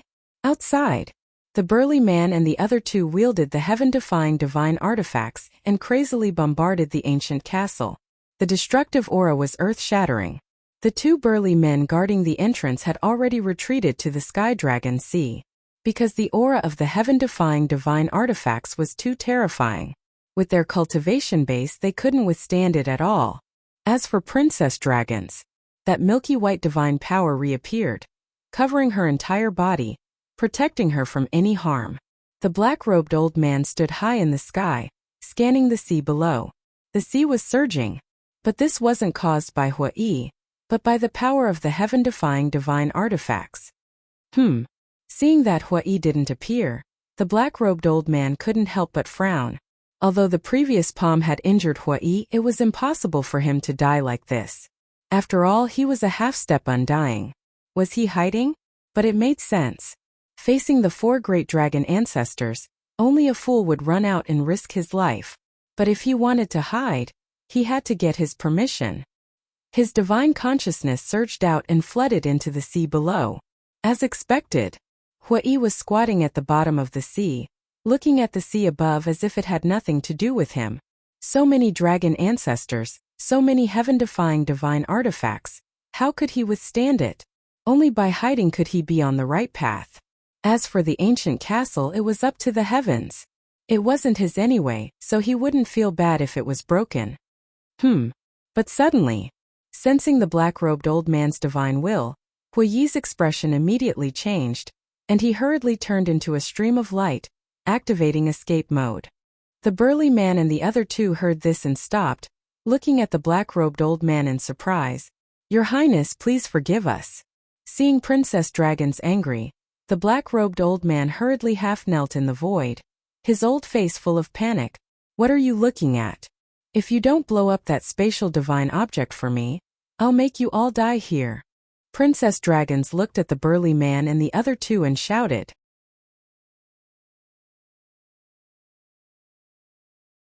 Chapter 23:20. Hearing this, the burly man and the other 2 hurriedly attacked the castle again. Princess Dragons looked at the black-robed old man and said, "How did he escape?" "I don't know." In the blink of an eye, he disappeared. The black-robed old man shook his head, his eyes full of confusion. "I really didn't expect this person to have such a life-saving method." A cold light flashed in Princess Dragon's eyes. "Gotcha!" A loud shattering sound was heard all of a sudden. Princess Dragons and the black-robed old man's eyes lit up and immediately looked at the castle. The black-robed old man couldn't see it, because he didn't have this ability. But Princess Dragons could clearly see that a crack the width of a finger had appeared on the castle. "You also quickly go and help." Immediately, she was shocked and shouted at the black-robed old man. The black-robed old man nodded. Accompanied by a loud clanging sound, a black iron fan appeared, like the feathers of a crow woven out, emitting a gloomy and cold aura. This was his heaven-defying artifact. For great ancestral dragons, for heaven-defying artifacts, constantly bombarded the castle. Clang! Gotcha! The cracks on the castle were getting bigger and bigger, and there were more and more. First there was only one, but slowly the second, third, and fourth cracks continued to appear. The cold light on Princess Dragon's face became more and more intense. The existence of a heaven-defying artifact had actually surpassed the category of artifact. Even if it was also a heaven-defying artifact, it would be difficult to destroy the other party. But this kind of situation was usually one-on-one. In other words, in a one-on-one situation, the 2 heaven-defying artifacts were basically equal, and no one could do anything to the other. But now it was 1 against 4. So, as long as she was given enough time, Princess Dragons had the confidence to completely crush the castle. At the same time, Qin Feiyong also heard the sound of the castle breaking, and his heart sank. Ever since Uncle Yuan gave the castle to him, so many years had passed, and this was the first time the castle had been damaged. This made his heart ache. Although the castle was only an artifact in his eyes, it had long become an inseparable family. Every time that shattering sound entered his mind, his heart would ache along with it. Clang! At this moment, the blood sword in Qin Feiyong's hand suddenly trembled, releasing a world-destroying aura. Under this presence, whether it was Demon Alpha, Demon Dragon, Dong Zhengyang or Zhang Xiaoyang, they all felt a sense of fear and despair. This is the slaughter domain? Terrifying, truly terrifying, Zhang Xiaoyang muttered. This was the first time he had seen the slaughter zone, and it had left a shadow in his heart that he could not get rid of for the rest of his life. Whoosh! Qin Feiyong waved his hand and led everyone out of the Black Tortoise world. There was still half of the blood in the blood sea below, enough for him to activate the slaughter domain again. As for the demon ancestor and the others, he did not trust them. Hence, he did not feel at ease letting them continue to stay in the Black Tortoise realm. As soon as he appeared in the ancient castle, the sound of the collision resounded like thunder in his ears. He looked at the 4 walls of the hall. Under the constant attacks of the 4 heaven-defying weapons, countless cracks appeared. It looked like a layer of spider webs. If this continued, the castle would definitely shatter. Thank you. Leave the rest to me, Qin Feiyong murmured. Fire Lotus said in surprise. I didn't hear Hu Yi's voice. Could something have happened to him? Don't worry. This guy is more slippery than a loach. He will definitely be fine. Qin Feiyong comforted her, then took the blood sword and the slaughter domain and instantly appeared outside. Seeing this, the eyes of the black-robed old man and the other 3 surged with cold light. They immediately raised their heaven-defying weapons and attacked Qin Feiyong. Destroy for me! Qin Feiyong roared. The blood sword was like a graceful swan, tearing through the sky. Accompanied by a few loud clangs, the heaven-defying weapons in the hands of the 4 were immediately cut in half. What? The dragon princess was dumbfounded. She had heard of the slaughter domain, but she did not expect it to be so terrifying. A heaven-defying weapon was like cutting vegetables? Was she dreaming? The black-robed old man and the other 3 were also aghast. They hurriedly took the heaven-defying weapons and retreated. Qin Feiyong did not chase after them. He glanced at the sea, then suddenly looked at Princess Dragons and said, Where's Hu Yi? He's dead. Princess Dragons sneered. Dead? Qin Feiyong was stunned. Immediately after, a terrifying cold light burst out from his eyes. Then you'll be buried with him. As his voice fell, Qin Feiyong raised the blood sword in his hand and slashed at Princess Dragons. Princess, quickly retreat. The black-robed old man and the other 3 were shocked and quickly stood in front of Princess Dragons. Ants dare to block the way. Qin Feiyong roared, and the blood sword mercilessly slashed. The 4 screamed and blood splashed into the sky. There were several deep wounds on their bodies. Too terrifying. Looking at this scene, Princess Dragons couldn't help but be moved. A sword that seriously injured 4 great ancestral dragons, and a sword that cut off 4 heaven-defying weapons. This power can be said to be shocking. I never thought of provoking your dragons, but I'm not afraid of trouble. Qin Feiyong looked at Princess Dragons, his expression incomparably cold. His big hand firmly grasped the blood sword and slashed out angrily. Sword chi shattered the void. Blood light dyed the sky. This sword contained all the anger and killing intent in Qin Feiyong's heart. Your Highness! The black-robed old man and the other 3 exclaimed. Suddenly, the milky white divine power emerged again, forming a large barrier to protect Princess Dragons. Boom! The blood sword carried a sharp edge that could destroy the world as it slashed on the barrier. As a result, the blood sword that had always been successful was actually blocked by the barrier. The black-robed old man and the other 3 immediately breathed a sigh of relief. Immediately after, the 4 looked at each other and retreated at the same time, standing in the north, south, east and west directions. Clang! As the divine power surged, The 4 heaven-defying weapons that were cut off immediately emitted a magnificent aura.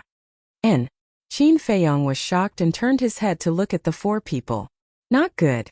It's the power of law. You know what? You're stupid. If you can completely destroy those 4 heaven-defying weapons in the first place, then now they won't be able to activate the power of law. But you came to kill me. The point is, you can't kill me. Princess Dragons revealed a mocking look. Yes, I admit I was a little careless. But so what? As long as you fall into my hands, even if Longzun personally descends, he will have to hold back. Qin Feiyong said. Princess Dragon said contemptuously, I don't deny it, but do you have the ability? Do you really think this divine power can protect you? Break for me. Qin Feiyong roared hysterically. The blue veins and blood vessels on his forehead and hands burst out, making him look exceptionally ferocious. The blood-colored long sword in his hand was constantly trembling, exuding a sharp aura that could destroy the world. Break. Qin Feiyong roared. Finally, the milky white barrier, accompanied by a crisp cracking sound, cracked open a crack. Princess Dragons's beautiful face immediately turned pale. No one can stop my will and belief. Qin Feiyong roared again. He grabbed the blood sword with his other hand and suddenly pressed it down. Gotcha! The barrier finally shattered completely and collapsed. This? Princess Dragons's face was filled with disbelief. Damn it! Quick! The black-robed old man and the other 3 were also burning with anxiety. The power of the 4 laws rushed towards Qin Feiyong murderously. The corner of Qin Feiyong's mouth lifted, and the blood-colored long sword clanged against Princess Dragon's neck. He turned his head to look at the 4 people and sneered, Do you want to try and see if you're faster than me? Hearing this, the 4 people's faces changed, and they hurriedly dispersed the power of the law. Qin Feiyong retracted his gaze and looked at Princess Dragons, saying, Rivers and mountains rotate. You didn't expect that it would fall into my hands so quickly. Then why don't you try and kill me? Princess Dragons was not afraid at all. Instead, she was full of provocation. Slap! Qin Feiyong raised his other hand and directly slapped Princess Dragon's face. You dare to hit me? Princess Dragon said angrily. Qin Feiyong said, You just slapped me, I have to return it to you. Princess Dragons touched her cheek and said gloomily, Do you know that from the time I was born until now, no one has dared to hit me? That's good. I'll let you experience the feeling of being bullied. At the same time, I'll teach you a lesson on behalf of your mother. As Qin Feiyong spoke, another slap landed on the dragon race's princess's face without warning. You bastard! Are you still a man? Why are you so calculative? Princess Dragon shouted angrily. When you dealt with me, I didn't see you show any mercy. Qin Feiyong sneered and suddenly raised his arm. Seeing this, Princess Dragon's tears flowed out, as if she had suffered a great grievance. Qin Feiyong was stunned. Isn't this too fragile? But thinking about it, it makes sense. As the daughter of Longzun, she has always been high and mighty. It's normal that she can't bear to be wronged, but this doesn't make people sympathize with her. He didn't have that much sympathy. Qin Feiyong grabbed Princess Dragon's neck and looked at the 4 people in black robe, saying, Put down the heaven-defying artifact in your hands. Qin Feiyong, you better not mess around, otherwise, even if the Heavenly Emperor comes down, he won't be able to save you. The 4 of them warned. Do you need me to say it again? Qin Feiyong shouted. The big hand that was grabbing Princess Dragon's neck exerted a little force, and Princess Dragon's face immediately flushed red. The sound of something breaking could be heard from his neck. Don't. The 4 of them quickly let go of the heaven-defying artifact. Qin Feiyong waved his blood-red sword, and waves of sword qi swept out like lightning, cutting the 4 heaven-defying artifact into pieces on the spot. This way it was impossible to activate the power of the ancient code. Haha, it was also at this moment, accompanied by a wild laughter, Hui rushed out from the sea below in a sorry state. Qin Feiyong was slightly taken aback. He turned to look at Hui and said, You're not dead. I'm joking. Will I die? Hui said. Then Qin Feiyong looked at Princess Dragons. Hui pursed his lips and said, You still don't understand? She's lying to you. Qin Feiyong nodded in realization. Hui laughed. Are you sad to hear that I'm dead? No. Qin Feiyang shook his head.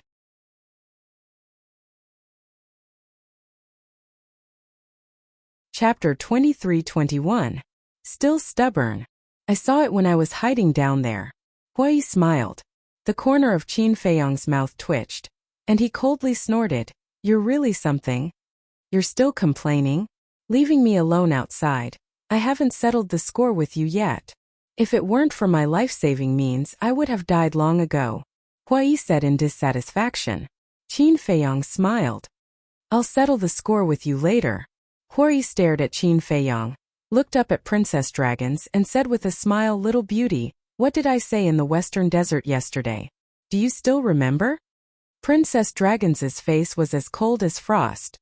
Didn't I say that the next time we meet, it might not be us who will fall into your hands, and it might be you who will fall into our hands? Didn't it come true now? Hui grinned. What are you so proud of? Princess Dragon said angrily. I'm proud of it, what about it? Also, don't look at me like that, I'm a thin-skinned person and I will be shy, Hui said. Shameless. Princess Dragons angrily rebuked. You don't understand, do you? Being shameless is my strength. Also, what I like the most is to take advantage of people and hit them when they are down. After Hui finished speaking, he turned around and angrily ran in front of the black-robed old man. The black-robed old man's eyes were cold. Hui pointed at the black-robed old man's nose and shouted, Don't move, your princess is in our hands. The black-robed old man looked at Princess Dragons, and the anger and killing intent in his heart were suppressed. Your grandmother, you dare to chase me, see how I will kill you. When he thought of the scene of being chased by the black-robed old man not long ago, his heart couldn't help but burn with anger. I'll let you chase. Chase again if you have the ability. Who do you think you are?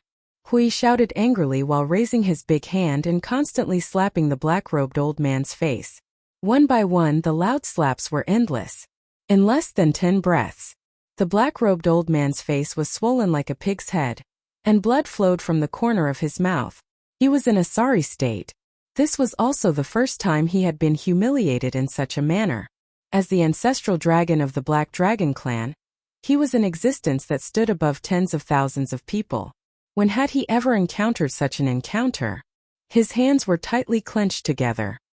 His eyes were filled with a bone-piercing sharpness, as if he wanted nothing more than to cut Hui into 1,000 pieces and grind his bones to dust.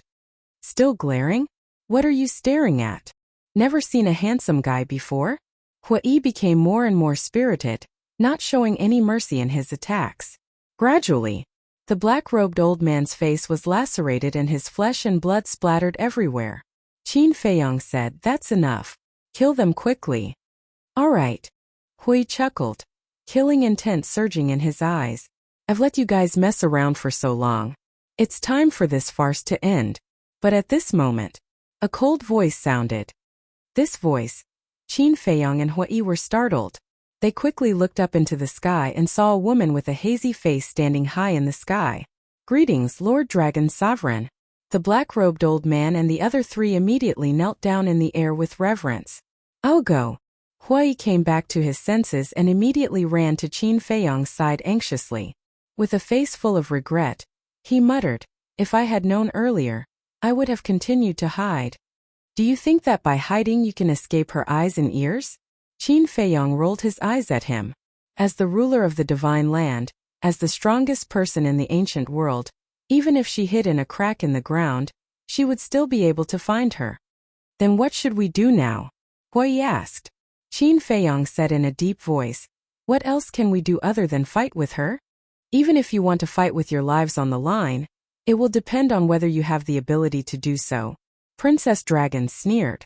Qin Feiyang glanced at her, then looked up at Dragon Sovereign. He still couldn't see her face clearly. It was filled with a sense of mystery.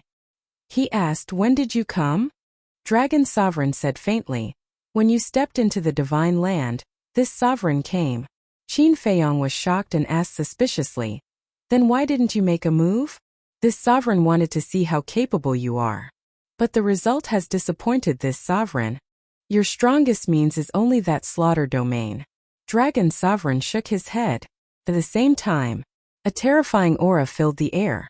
Qin Feiyong shouted, "Don't forget, your daughter is still in my hands." Dragon Sovereign turned a deaf ear and looked at Princess Dragons. His tone was still very calm as he said, "Do you know your mistake?" Princess Dragons avoided his gaze. "I have repeatedly told you to cultivate well, and not to care about these trivial matters. But not only did you not listen, you even sneaked to the northern region. Tell me, if something happens to you, how am I going to explain it to your father?" Dragon Sovereign shouted, with a trace of anger in his tone. "I'm sorry," Princess Dragons murmured, her face full of apology. "Father." Qin Feiyong and Huai looked at each other. That's right. Since Princess Dragons was Dragon Sovereign's daughter, then Dragon Sovereign must have a husband. Who was Dragon Sovereign's husband? If Dragon Sovereign's strength was so powerful, then wouldn't her husband be even stronger? It seemed that the strength of Princess Dragons was far from as simple as they thought. Dragon Sovereign glared at Princess Dragons, then looked at Qin Feiyong and said, "I'll give you a chance, take the initiative to let her go." "What if I don't let her go?" Qin Feiyong said. "You don't have the qualifications to negotiate. A mere slaughter domain, I can crush it with a wave of my hand." Dragon Sovereign took a step forward, and a vast aura rolled out. Qin Feiyong's face changed. He did not dare to hesitate and hurriedly led Huai and Princess Dragons into the castle. He did not dare to doubt these words. The last time in the Heavenly Dragon Sea, Long Zun had crushed the slaughter domain as easily as crushing dry weeds. What to do, what to do? As soon as he entered the castle, Huai roared at Qin Feiyong, "You have no way out. Because this castle can't stop Mother at all. Taking the initiative to surrender is your only way now."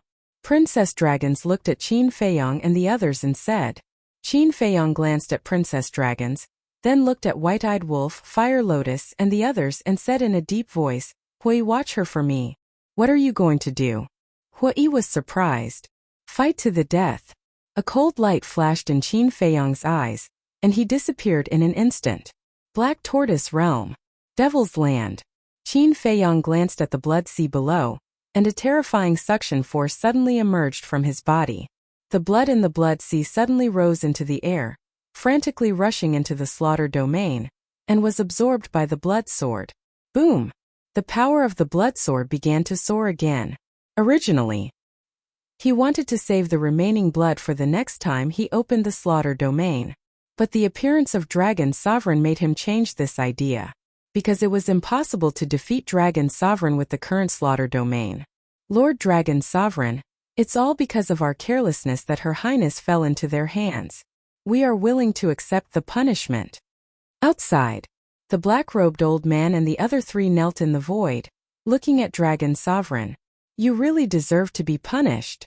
For great ancestral dragons, for heaven-defying artifacts, and still can't do anything to two brats." Dragon Sovereign shouted. The four lowered their heads, ashamed to show their faces. Dragon Sovereign waved her hand, and the four broken heaven-defying artifacts immediately turned into streams of light and flew in front of her. Following closely, a milky white power emerged. Clang! The four artifacts immediately began to repair, and in a moment, they were restored to their original state. Dragon Sovereign looked at the four heaven-defying artifacts and said with a commanding tone, "Unlock the seal for this sovereign." "What? Unlock the seal?" "Lord Dragon Sovereign, you must not. We are now in Divine Prefecture, not the four major domains. If they unlock the seal, half of Divine Prefecture will be affected. At that time it will be a scene of misery and suffering. You know the power of the heaven-defying artifacts better than us. Lord, please reconsider." The black-robed old man and the other three's faces changed and hurriedly said. Dragon Sovereign raised her eyebrows. The burly man said carefully, "Why don't you activate the power of law, and we will directly enter the castle? This castle is Qin Feiyong's only support. This sovereign wants to destroy it for him." Dragon Sovereign said. The burly man said, "As long as we kill him, won't the castle belong to us dragons? Makes sense. Instead of destroying it, it is better for us dragons to use it. This way the strength of us dragons can increase by another level." The black-robed old man, the blonde young man, and the silver-haired young man all nodded in agreement.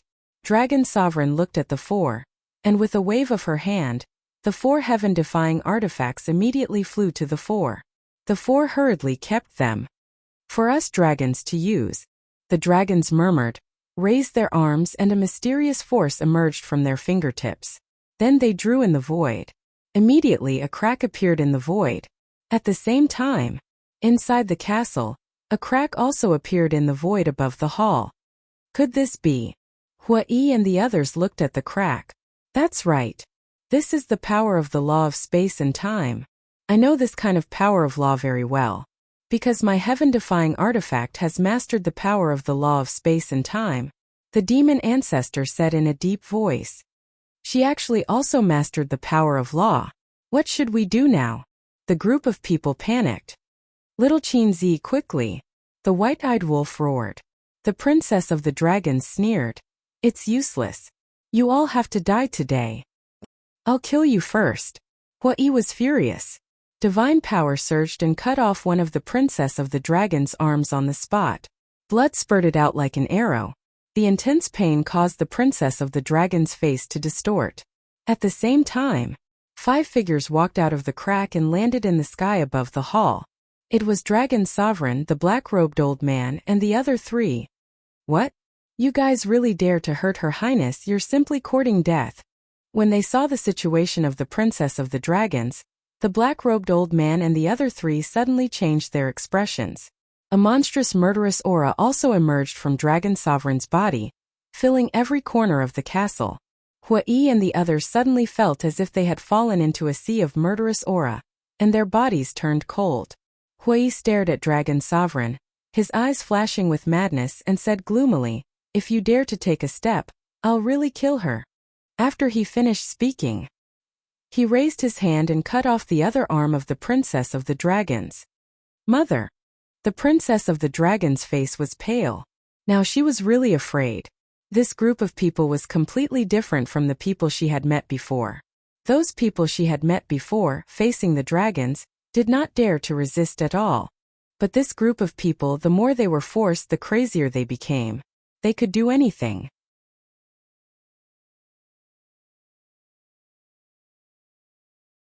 Chapter 23-22. And Hui's action had undoubtedly angered Long Zun.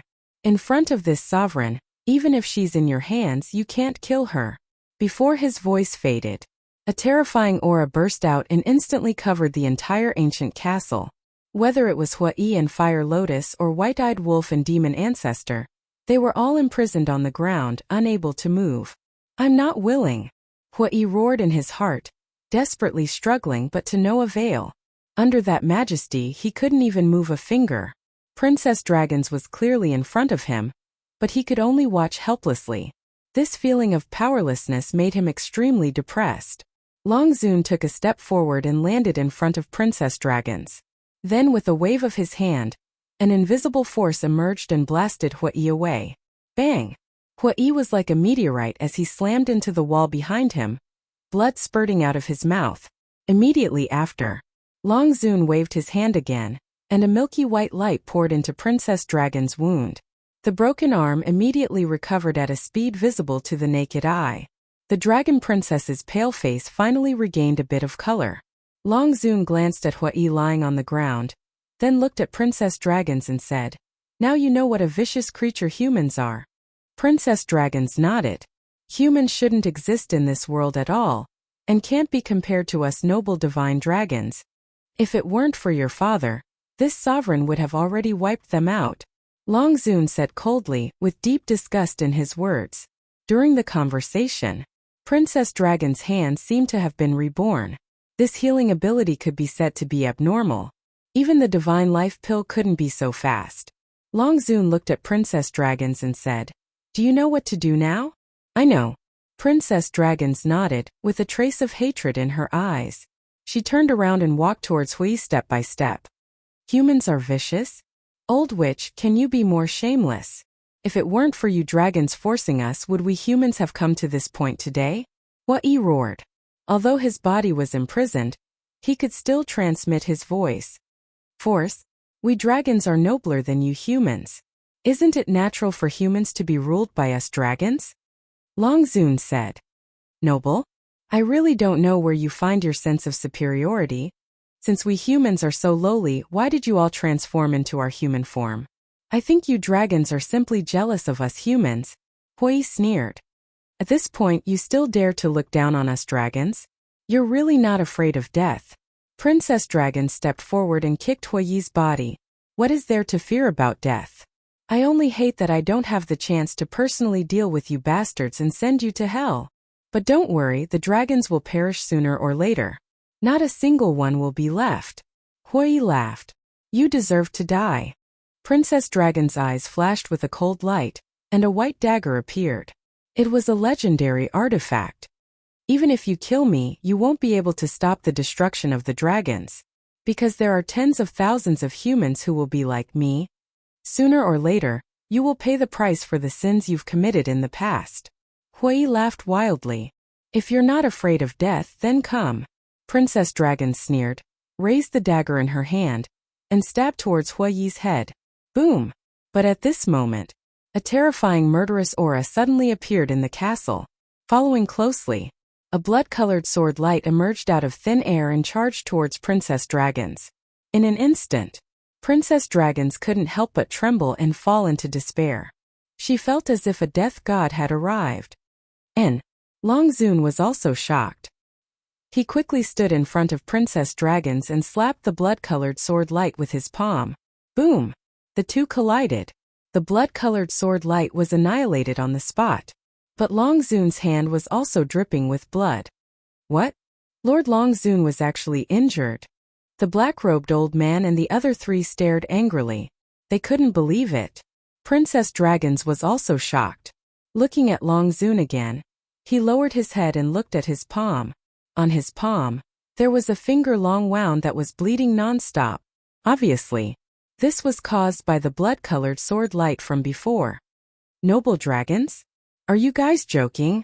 Accompanied by a sarcastic voice, a blood-colored youth appeared in front of Hui. That's right. He was Qin Feiyang.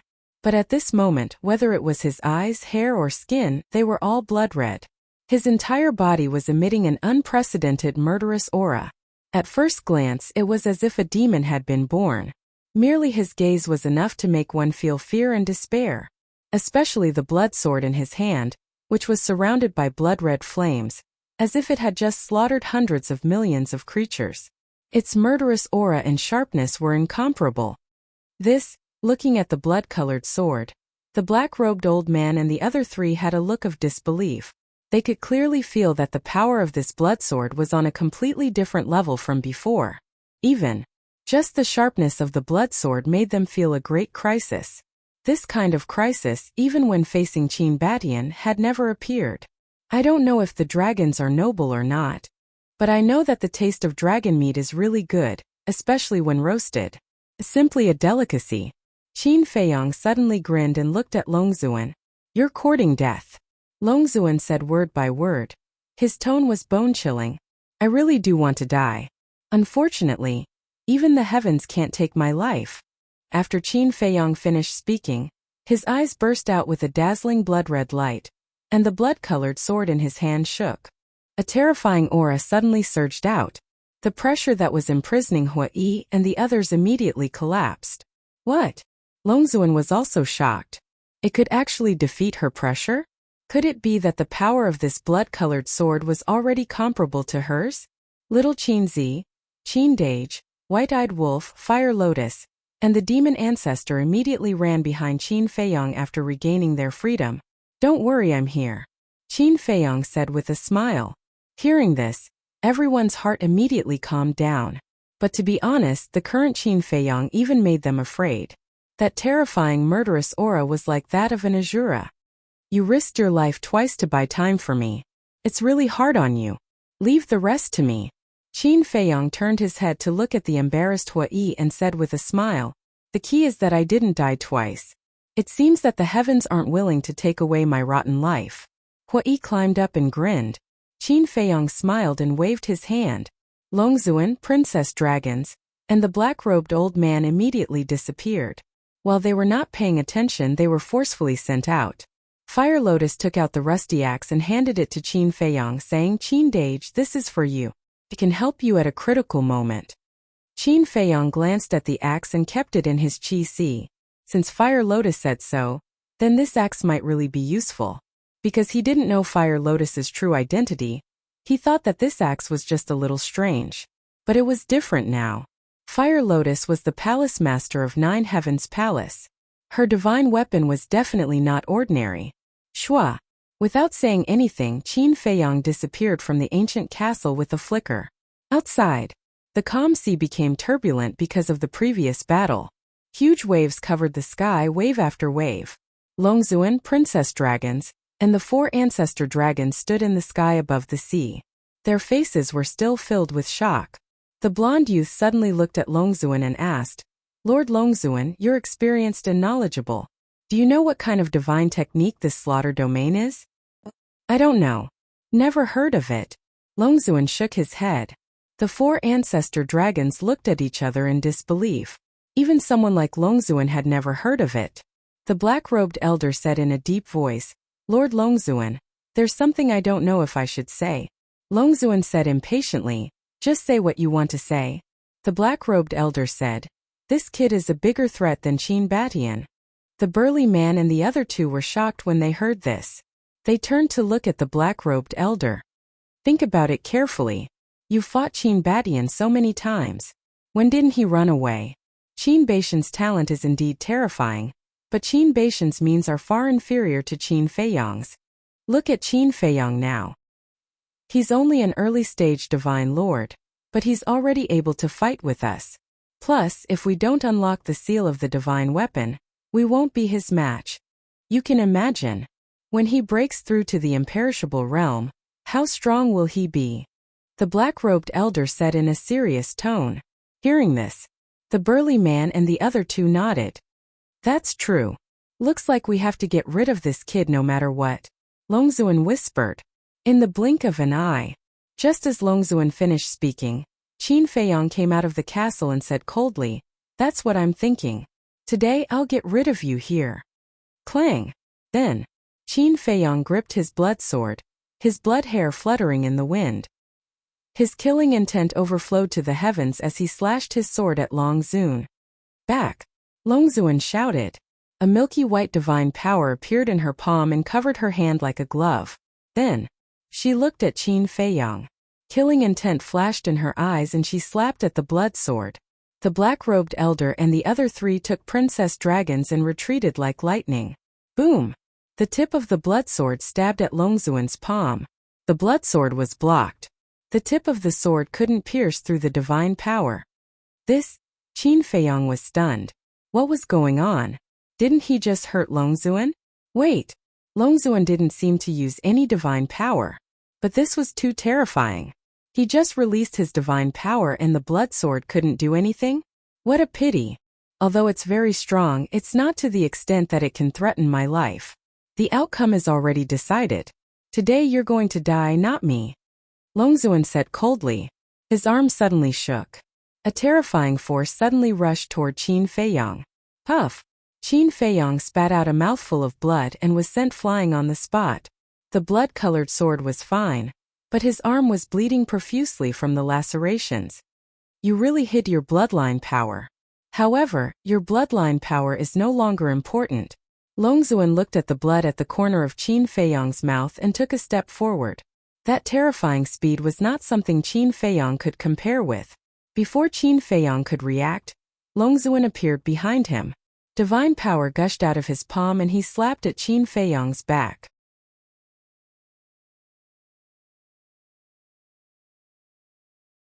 Chapter 23-23. Longzuan's palm was merciless. As the black-robed old man said, Qin Feiyang's threat to the dragons had surpassed Qin Batian's.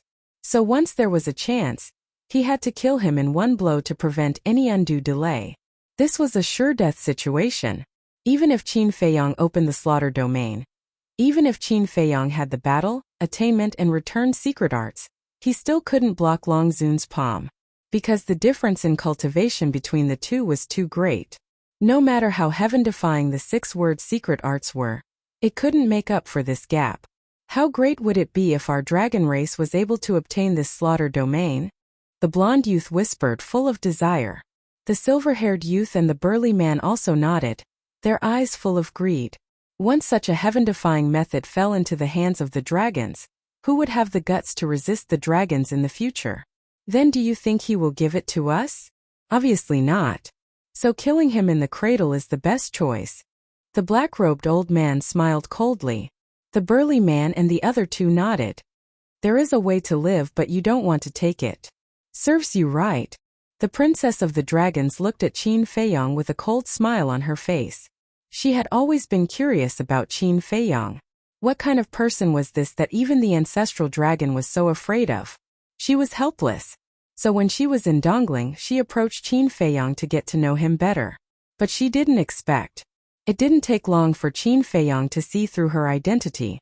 However, even if he saw through her identity, she didn't want to kill Qin Feiyong. Of course, sooner or later she still had to kill him. After all, Qin Feiyong's existence was a threat to the dragons. As the princess of the dragons and the daughter of Long Zun, she naturally had to think for the dragons.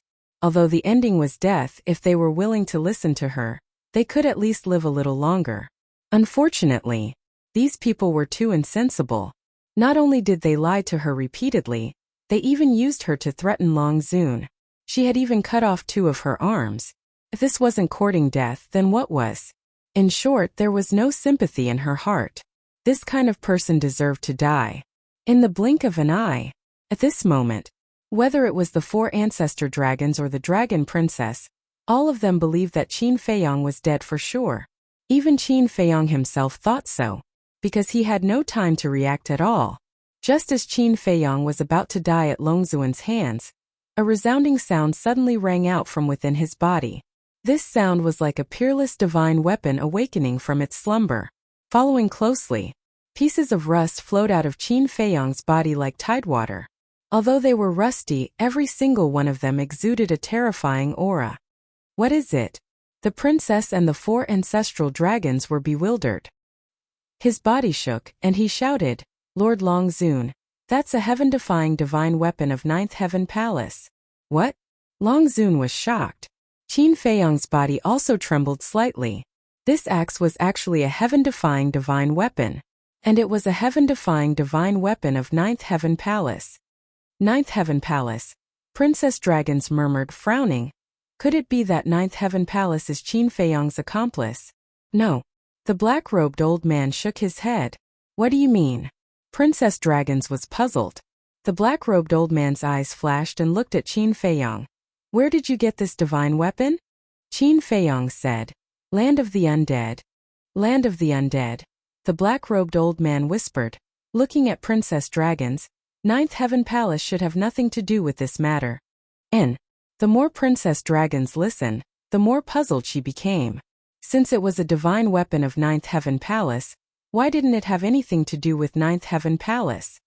Back then, because of Qin Beishan's matter, I led the dragons to 9th Heaven Palace to force them to hand him over. But the palace master of 9th Heaven Palace overestimated himself and wanted to go to war with us dragons. And the battlefield was in the land of the undead.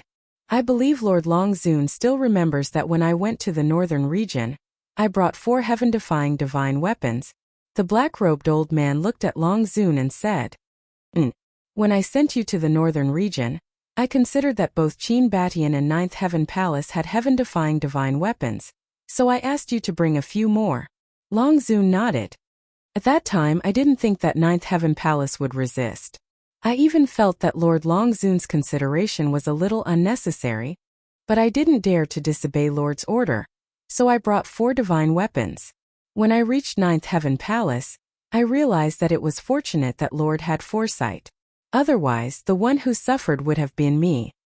In the end, after a fierce battle, 9th Heaven Palace was defeated.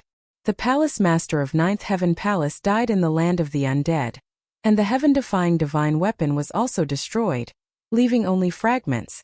But I didn't expect that after thousands of years, this divine weapon would reappear in the world. And Qin Feiyong found this divine weapon in the land of the undead. So I concluded that it had nothing to do with 9th Heaven Palace. The black-robed old man said in disbelief. So you didn't destroy the weapon spirit back then? For a divine weapon of this level, as long as the weapon spirit is still there, even if only the last fragment is left, it can be slowly repaired. Long Zun said with a cold tone. The black-robed old man said, but I checked at that time, and the weapon spirit was indeed gone. Is there a need to say that? It must have hidden itself and you didn't notice, Long Zun said angrily. The black-robed old man's eyes trembled, and he hurriedly said, I'm sorry, Lord, I was careless. Thinking about it, this was the only possibility. What's the point of saying sorry now? Long Zun snorted and turned to Qin Feiyong, sneering. Even if you have a heaven-defying divine weapon, you won't be able to escape death today. Then we'll wait and see. Qin Feiyong smiled coldly. He didn't even look back as he plunged down into the sea below, as long as it didn't implicate Ninth Heaven Palace. Dong! In just an instant, Qin Feiyong entered the sea and disappeared. Humph! Long Zun snorted in disdain, and his divine sense surged into the sea. Shua! The next moment, her figure flashed and disappeared without a trace.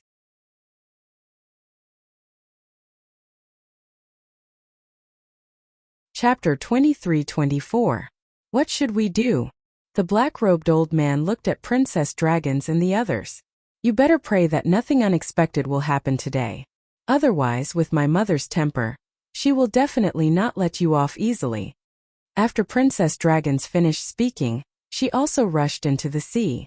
The black-robed old man's body stiffened. Old Black, you're such a smart person. How could you make such a low-level mistake? Your Highness, I'm not joking with you. If something unexpected happens today because of that artifact, Lord Long Zun will definitely not let you off. The burly man and the other two patted the black-robed old man's shoulder and immediately chased after Princess Dragons. How would I know that an artifact spirit is so cunning? Besides, this is something that happened thousands of years ago. It has nothing to do with now. The black-robed old man was quite depressed. At the bottom of the sea, Qin Feiyong was like a sharp arrow, breaking through layers of giant waves as fast as lightning. His gaze constantly swept all around him. He was looking for traces of sea beasts, because now, he still needed blood to increase the power of Slaughter Domain. He had far underestimated Long Zun's strength. With just this level, it was impossible to defeat her. However, after the previous battle, the sea beasts in this area had long fled in fear. Now, not even half a ghost's shadow could be seen. Shua! Suddenly, a figure appeared in front. It was Long Zun. You have no way out, Long Zun said coldly. Her divine power roared out, and the sea within tens of millions of miles was suddenly set off huge waves. Qin Feiyong's eyes sank. With such a big movement, the nearby sea beasts would definitely flee further. It seemed that it was no longer realistic to look for sea beasts here. What should I do? Am I really going to die here? Qin Feiyong muttered. It's not over yet. I will buy you some time. You must come back quickly. But at this moment, a loud and clear voice resounded in Qin Feiyong's mind. Who is it? Qin Feiyong was surprised. It's me. With a clang, an axe appeared. Can you do it? Qin Feiyong was surprised. In my current state, I definitely can't. But if I release the seal on myself, then there will be no problem at all. A crazy voice came from the axe. Unseal myself, Qin Feiyong murmured. Go! Futu suddenly let out an explosive shout, and an invisible mighty force emerged and blasted towards Qin Feiyong. Qin Feiyong suddenly flew out uncontrollably, and disappeared in the blink of an eye. You're courting death. Seeing this, Long Zun was enraged. I've long heard of the great name of the Dragon Sovereign. Today, allow me to experience it. Seal release. The artifact spirit growled. Clang! The axe trembled violently. A terrifying divine might immediately roared out. Bastard, you're really going to undo the seal? Long Zun was shocked. Now that things have come to this, what else is there to say? If you don't want the people of the divine land to suffer, then open the barrier and follow me to the galaxy.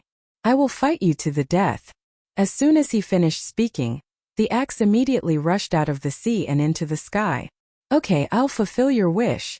Long Zun clenched his fists and rushed out of the sea like lightning, shouting, Black Dragon God, Fire dragon god. Give me the divine artifacts. Whoosh! That moment, two divine artifacts rushed out of the sea and landed in front of Long Zun. They were the burly man's sunset bow and the black-robed old man's iron fan. Princess Long Zun and the four ancestral dragons also rushed out of the sea. Looking at the axe rushing into the galaxy, their eyes were full of horror. He actually released the seal. These guys were indeed crazier than the other. Go find Qin Feiyang immediately. You must find him for me. If Qin Feiyang continues to resist, then I'll release the seal on the divine artifacts. After Long Zun finished speaking, he took the two heaven-defying divine artifacts and charged towards the axe with murderous intent. At the same time, with a wave of his hand, a light curtain appeared above the clouds, and a crack quickly appeared. That was a small part of the barrier of the divine land. This barrier enveloped the entire divine land and naturally cut off the galaxy. In other words, if you want to enter the galaxy, you must first leave this barrier. Whoosh! Axe and Long Zun were like two bolts of lightning. They rushed out of the crack one after another and rushed into the galaxy without looking back. Release the seal. At the same time, when the four ancestral dragons heard Long Zun's words, their eyes trembled slightly. It seemed that Long Zun was really angry. Hundreds of millions of miles away, Qin Feiyang stood above the sea, looking at the two figures rushing into the sky, his eyes full of worry. The two figures were Long Zun and Axe. You must hold on, Qin Feiyang murmured and then glanced at the sea below. Below this sea, he could clearly sense the aura of the sea beasts. After all, it was hundreds of millions of miles away from the battlefield just now. Clang! Immediately, he raised the blood-colored sword and slashed at the sea. Crash! The sea within a radius of tens of millions of miles suddenly surged up huge waves, covering the sky and the moon. Roar! With a series of screams, the corpses of the sea beasts appeared on the surface of the sea. Blood spurted out and instantly dyed the sea red. Become stronger for me, become stronger than Long Zun, Qin Feiyang shouted. The blood-colored sword in his hand immediately trembled. In this world, a gust of wind stirred up. A terrifying suction force was unleashed. The blood in the sea below was like a tide, pouring into the killing field and being absorbed by the blood-colored sword. Clang! The blood-colored sword kept trembling, like a bottomless pit that could never be filled.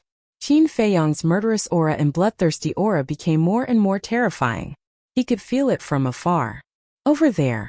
The black-robed old man glanced at the surrounding sea.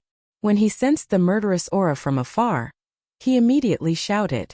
The burly man looked in the direction of Qin Feiyang and said in a deep voice, "Your Highness, you can't continue to stay here. Quickly return to the clan." That's right. The current situation has developed to the point where it's out of control. If you stay here and something happens, we won't be able to explain it to Lord Long Zun.